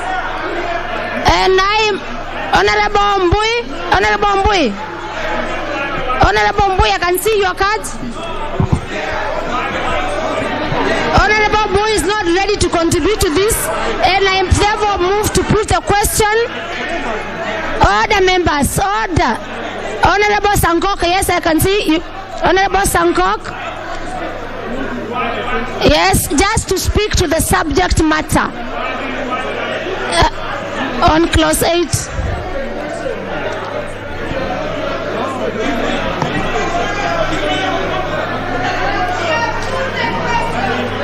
Yeah, I can hear members' mood, but let me hear Honorable Sankok. Then I put the. Nyamazeni. Honorable Sankok. Thank you very much. Just to the subject matter. Yes, thank you very much. On clause 80. Chair, thank you very much for giving me this opportunity to support Honorable Speaker, and please tell these professional hecklers, social distance. You are saying mask, social distance. No, Bana. Honorable Sango, please prosecute your point. Yes, as I support Honorable Speaker, tell these ODM professional hecklers not to heckle me again, because I don't take it lightly. Honorable Speaker, I support the amendment, because Honorable Speaker, what is chasing who, Honorable Speaker, in this particular area, Honorable Speaker, and already the list have been summoned and they have been taken to the political parties, Honorable Speaker, the nomination, Honorable Speaker. So I support Honorable Speaker. Honorable Speaker, Honorable Chair, and Honorable Chair, we had asked for division, and you said that we are not ready for division, and we can ask for division standing anywhere in this house, Honorable Speaker. As far as we are in the chambers, when people raise to ask for division, they have resource to ask for division, and this one, we will take it to court that you denied us division. I'm telling you, Professor Clark, keep quiet, shut up. Honorable Sankok, you cannot have a division on a matter of procedure because your division, as you claim, when the members' amendment procedures, there is no way I can give members when an amendment has been taken or negated. So I move to put the question. Honourable members, let us some decorum as I put the question, because every vote counts and every member in this house is very important. I move to put the question to clause 8C, which is that clause 8C, members, be amended as proposed by the Honorable Sakwa Bunyasi. Members, will as many as of that opinion say aye? And as many of the contrary opinion say nay? It is very clear to the chair and everybody that the nays have it. Very well. Yes, I confirm now. This is how division is done, members. I confirm that we have the numbers for us to call for a division. And so I order the division bell to be rung for 5 minutes, members.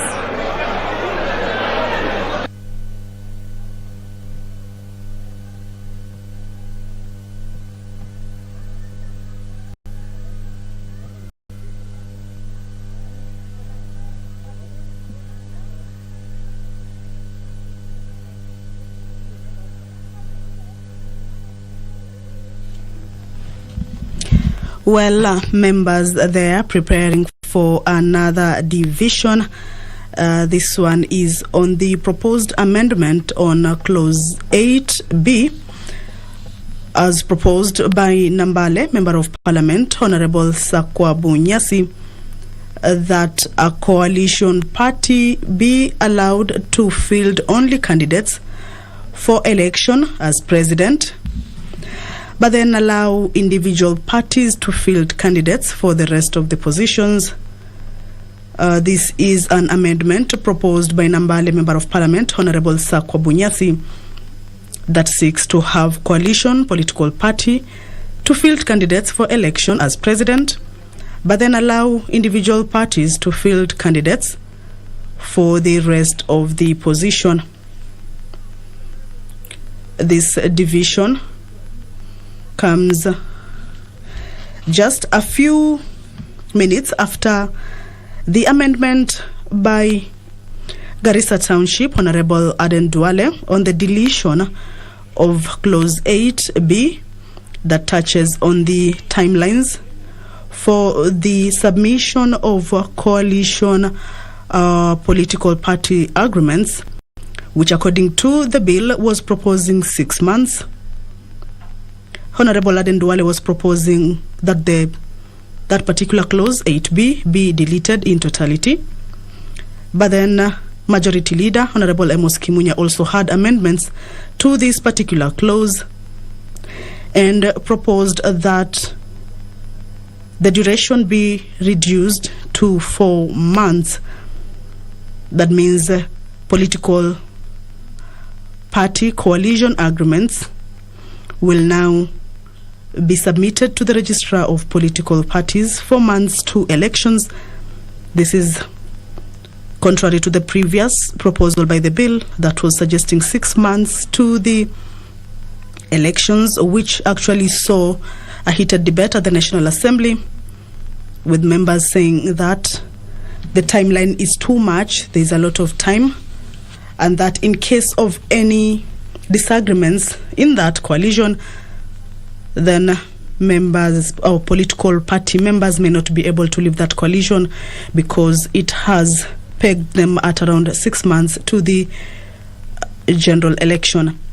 According to Wale, that particular clause is being used as a decoy by individual political or other politicians to achieve their political interest. So there has been a lot of debate around that, with those who are for the timeline saying that it is indeed required that coalitions agreements be submitted much earlier so that there can be transparency so that members or even electorates can understand what exactly this particular coalition has for the supporters or even for the political members in that political party. JLAC had proposed 3 months. It also has an amendment on that particular clause proposing 3 months. But then that of the majority leader Amos Kimunya has just been voted for, with those who are in agreement to it taking the lead of about 128 votes, and those who are against it taking 104 votes. In total, votes cast on that particular clause was 232. So currently on the floor of the House is preparations for the voting. The voting is on the proposal for clause 8C to be amended. This is a proposal by Nambale Member of Parliament Honorable Sakwa Bunyasi that a coalition political party should only field candidates for election as president, but then allow individual political parties to field candidates for the rest of the position. Earlier on, we saw there was a bit of an altercation when Honorable Amos Kimunya was going to move his amendment. Of course, after the voting on the proposal by Honorable Aden Duale, that flopped. So when Honorable Amos Kimunya was going to move order members, clause, that is 8 clause. Let me have the doors locked and the bars drawn. And members, please, members resume your seats. Otherwise, if you don't follow the procedure on time, you will have a no delegate, or your vote will not be counted because you are not following the procedure.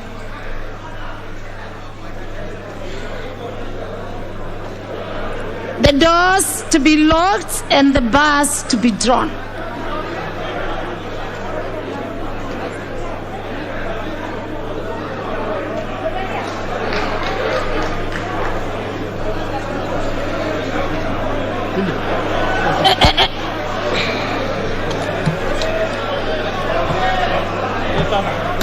And no member will be allowed in or out of the chamber.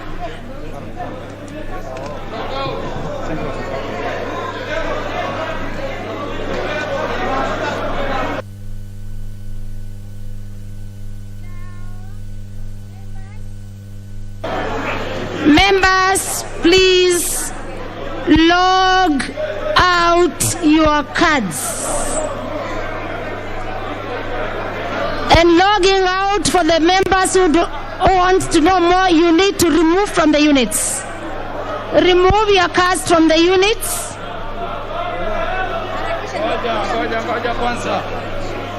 Yes. Please, can the doors be locked? Even the behind doors, can they be locked?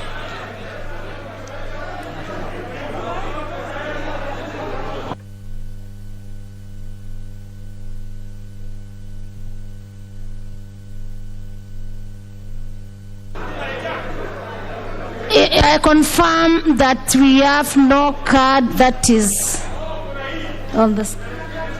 Yes, but it is not. It has not been given the pin. There is no card indicating. But he has not put his pin. It is not indicated yet. Yes, very well.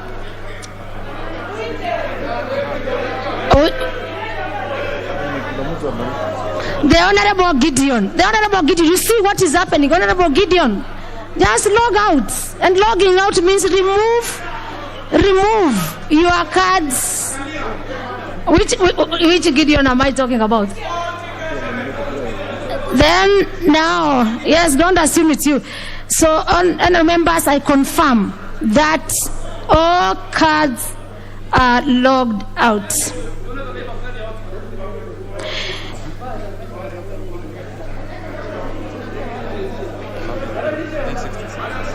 Members, can you log in your login, and that is logging in. Register yourself by logging in, members, for 60 seconds. Within 60 seconds. And do not remove your cards.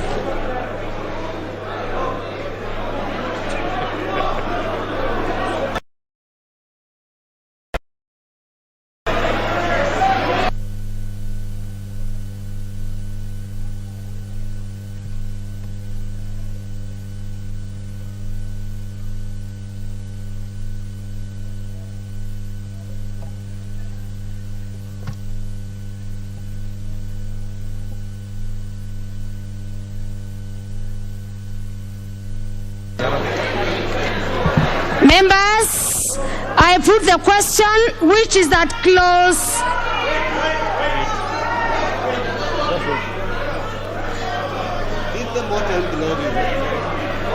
Repeat the login in. Members, honorable members, logging in is, I don't know, do I define it or do I put?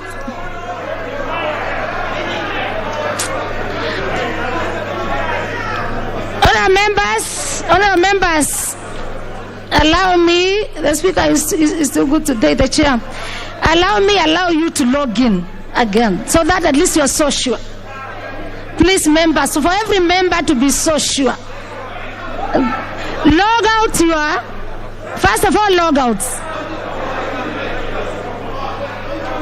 And logging out, I mean remove your cards from the units.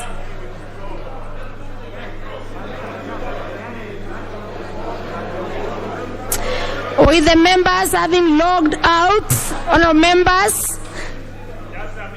Yes, just a minute. I'll listen to you. Log out. If it takes a whole minute to remove your card, fine, to log out. We need every member to be heard.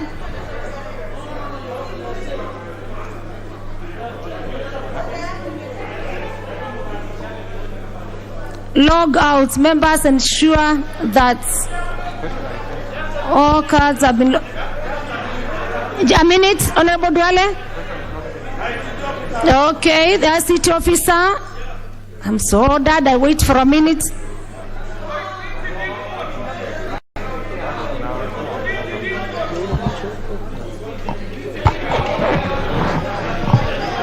Yes, I think the system is working. The system is working. And I'll be giving you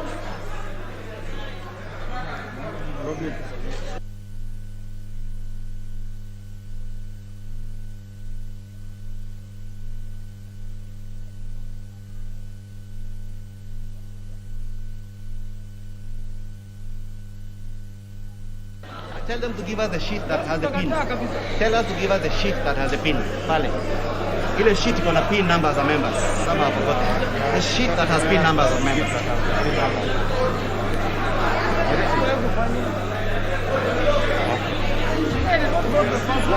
Let's go to Melity, pick some sheet.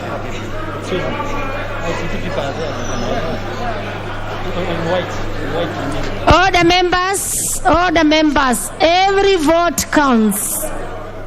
And every member has a vote.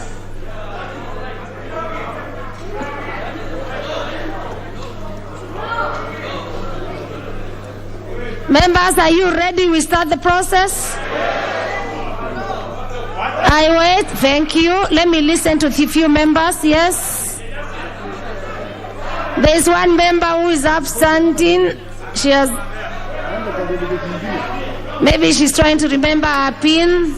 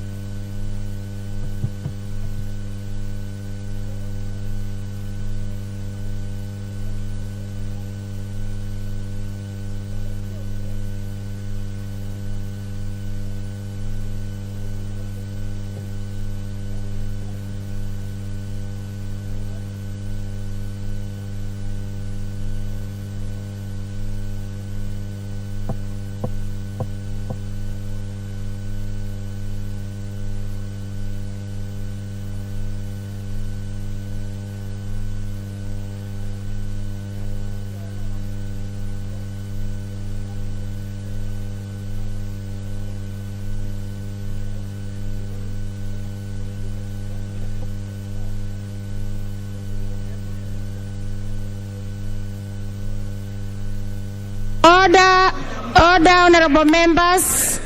Honorable members, the Honorable Jambo, member for Funyula. Logouts. The Honorable member for Murwa Dikiri.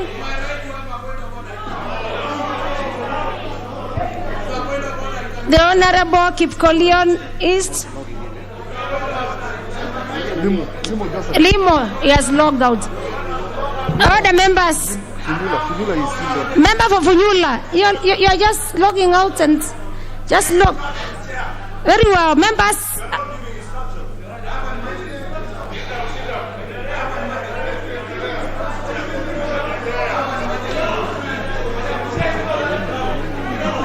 Are we ready to log out? Yes. Okay, members. What do we do next? Members, I confirm we have all logged out. And if you are not logged out, log out. Log out. Log out. David Gikaria card is inside. Honorable David Gikaria. And this is how we are losing it. Log out. Log out. Log out. So next. Yes. The clerks, please consult with Honorable Sankok if there is any mention. Order. Log out. The next step, honorable members, log in. 60 seconds. And I give you 60 seconds. Log in, members. Simply take some things for members.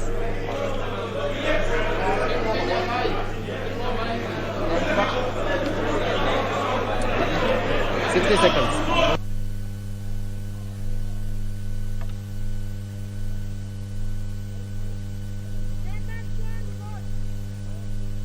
Don't vote. Don't vote. You are voting. You are 60 seconds. I will put the question after 60 seconds. Now,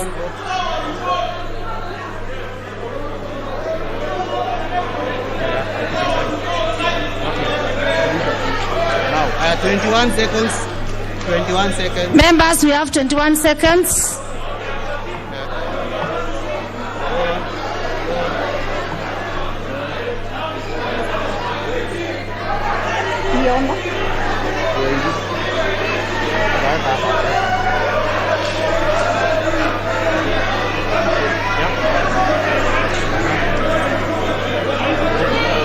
Put the question. Can they vote? Can they vote? Yeah, put the question. Members, I put a question for voting, which is that clause 8C be amended as proposed by the Honorable Sakwa. Vote now.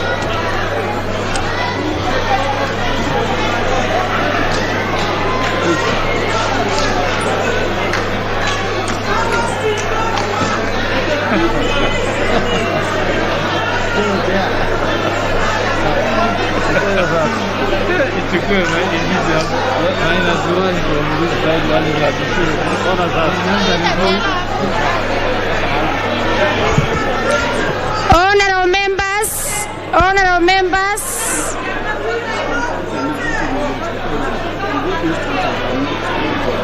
the results of our voting is also displayed in our screens. That the yeas have 111, the nays have 132.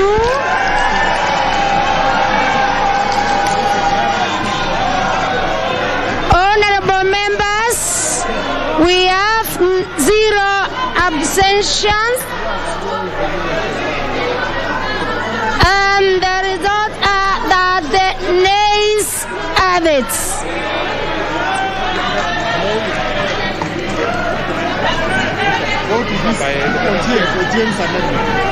Honorable members, with that we move to Honorable Ochieng David amendment. The Honorable David Ochieng amendment.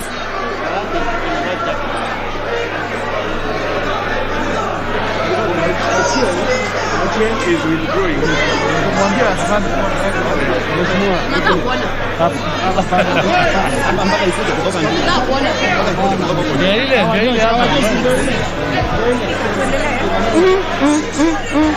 I'm just looking.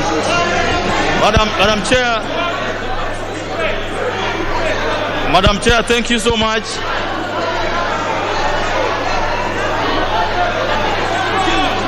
Madam Chair, thank you so much. Madam Chair, may I have your attention, Madam Chair? Thank you so much, Madam Chair. Madam Chair, having read the bill afresh and having looked at the intention of the bill again, Madam Chair, I wish to drop the amendment that I proposed, Article 8. Thank you.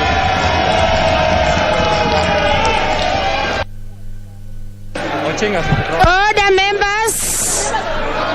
members, the Honorable David Ochieng has withdrawn his amendment. Honorable David Ochieng has withdrawn his amendment. And the doors.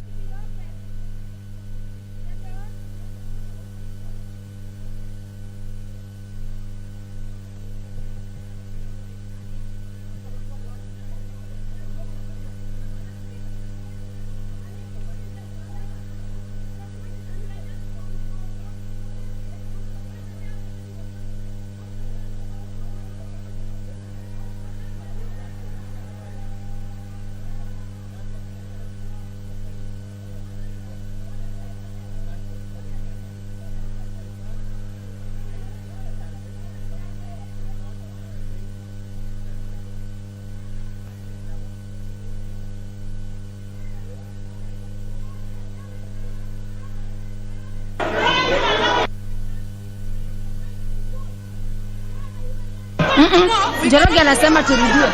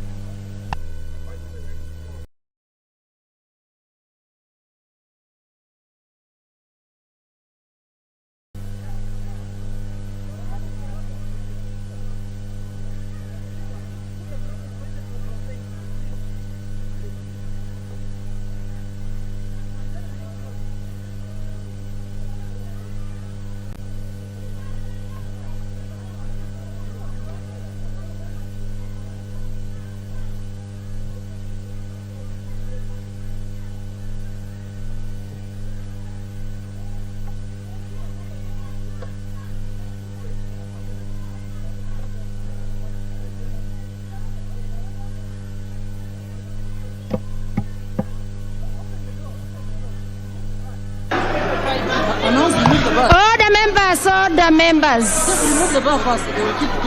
Order members. Members, we had a whole week to confirm, and the communication from the clerk Open the doors first. Is that your cards, you're supposed even to be visiting the IT. So can I order that the doors be opened and the bar...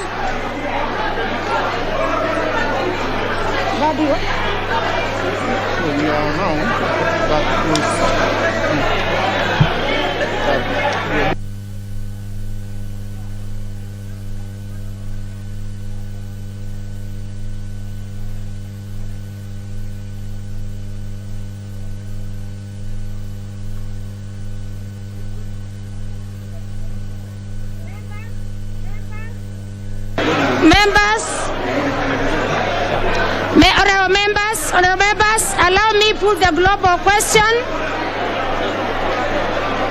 Resume your seats, otherwise you will always have your cards not either captured once or twice.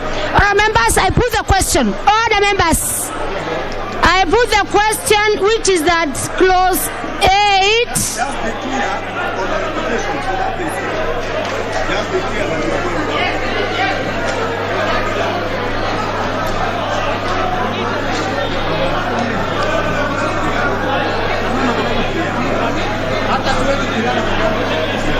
Honorable members, I give you 1 minute to resume your seats because honorable members, resume your seats.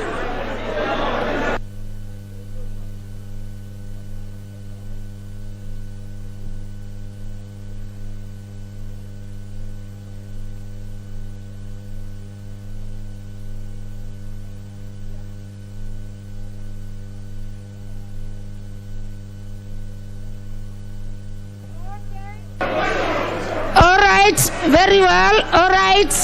Very well. Honorable members, I now put the global question, which is that clause 8C.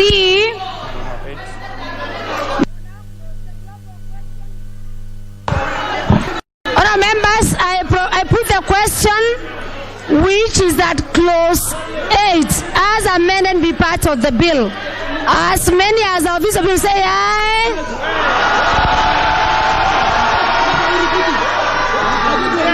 And as many as our honorable people say nay. The ayes have it.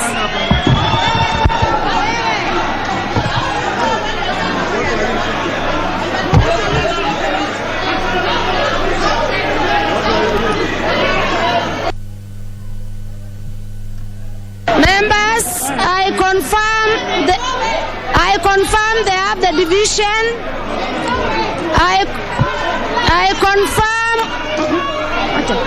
I confirm we have the numbers for division members, and I call the division bell to be rung for 5 minutes.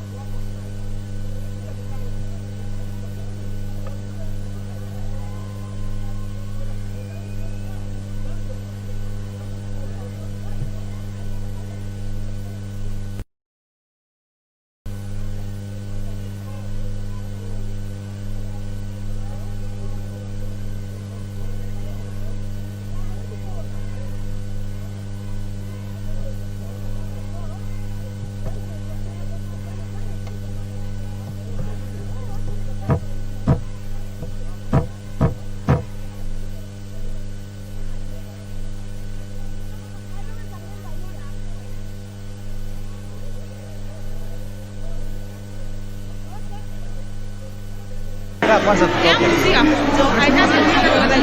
Tuondoke kwanza hapa speaker hapo kwanza. Order members, order members. Order members. 5 minutes are over and the technical team is okay. Order members.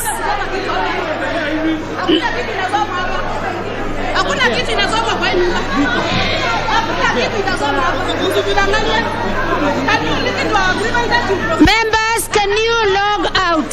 Members, before now I order. Members are coming in. I order that doors are locked and the bar is drawn. I order the doors are locked and the bar is drawn. Sergeant attempts, I order that the doors are locked and the bar is drawn. Ring the bell. We rang. I ordered. Hakuna kitu kinasoma hapa. Hakuna kitu kinasoma hapa. Baada kwanza ifanye. Correct the mess.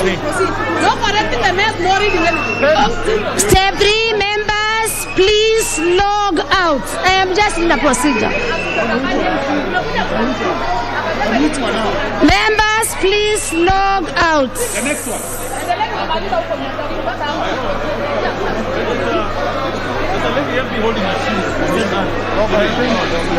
Honorable members, please log out. Some members are making a lot of noise and you must understand the procedure. Log out.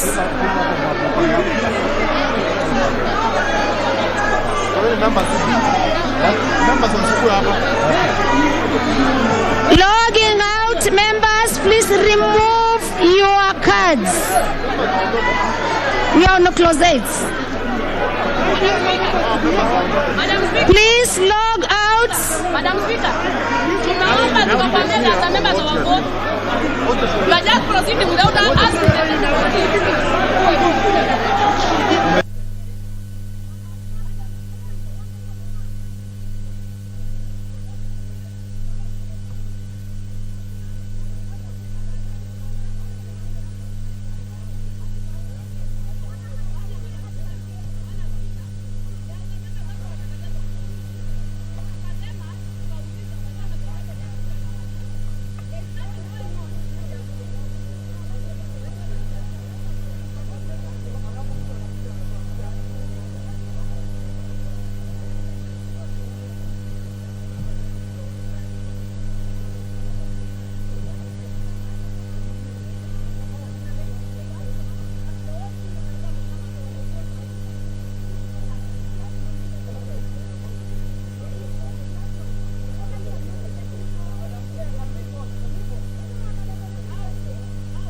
How?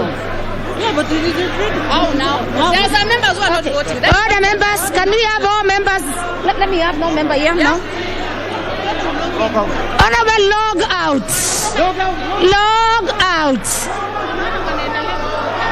Log out. Some members log out. Some members have not logged out, and that's why members you're losing. And members, when you log out, don't log in before instructions.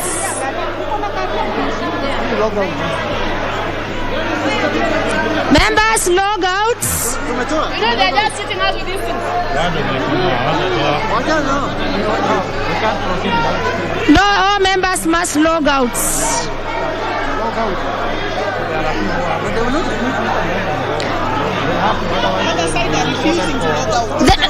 Members, log out.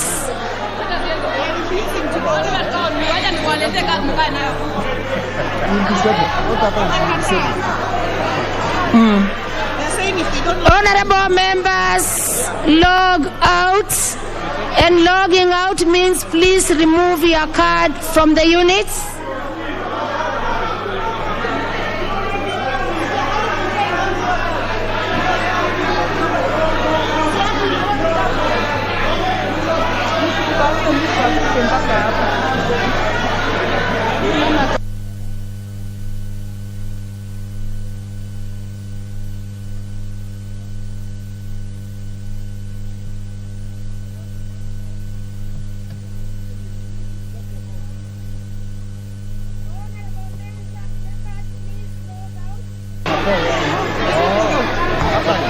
Members, log out.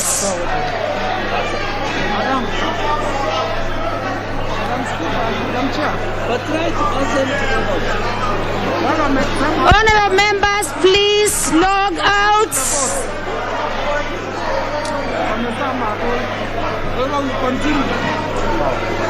Honorable members, log out.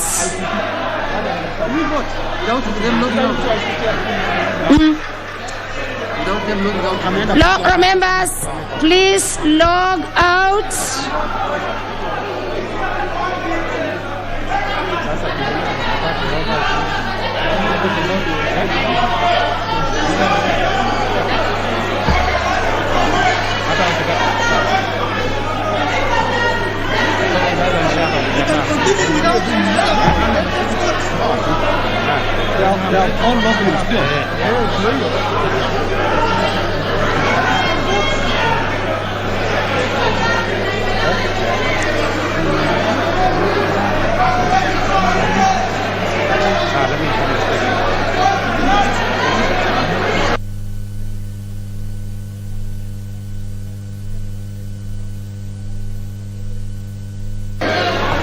Honorable members, please log out. And if you are for the members who are not logging out, the system will not capture or recognize you because it's a process.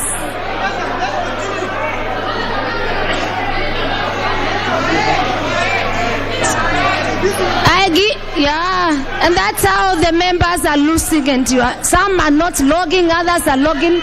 I'm taking you through the steps, members. In the next 30 seconds, please log out.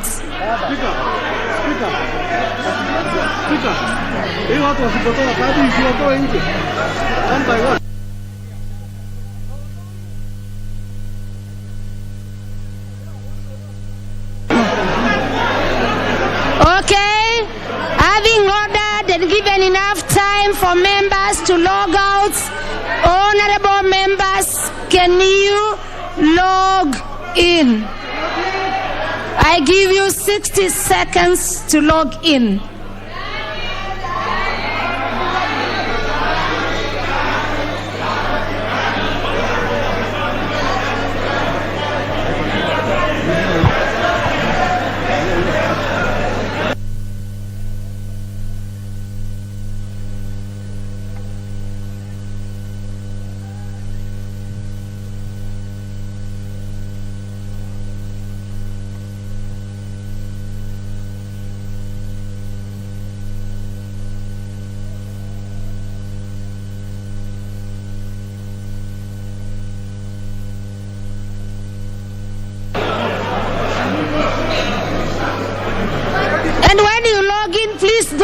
vote before I direct, and don't log out before I direct. Please don't remove your card.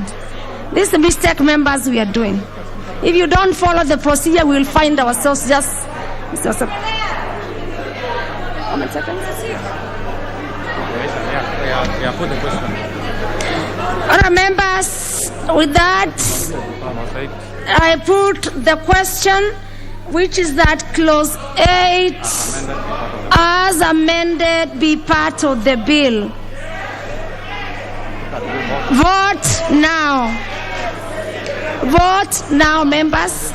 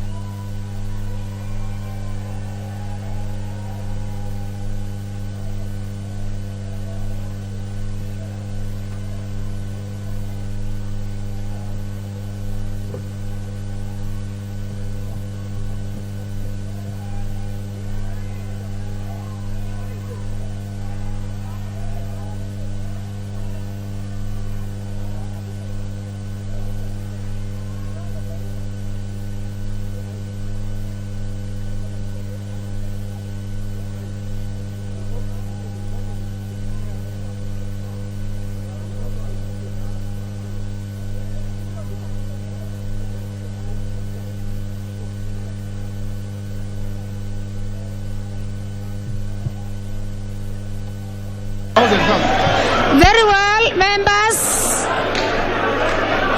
As displayed in our screen, and the screen that all of you can see,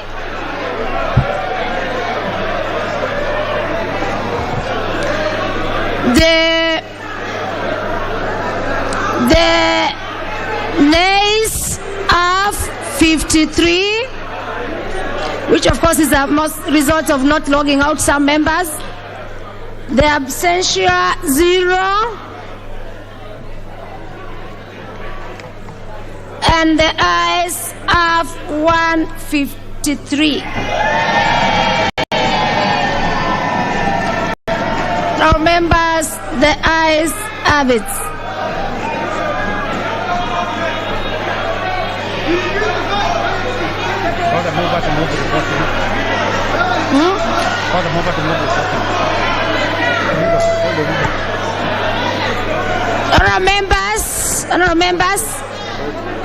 Honourable members, can we have the doors open?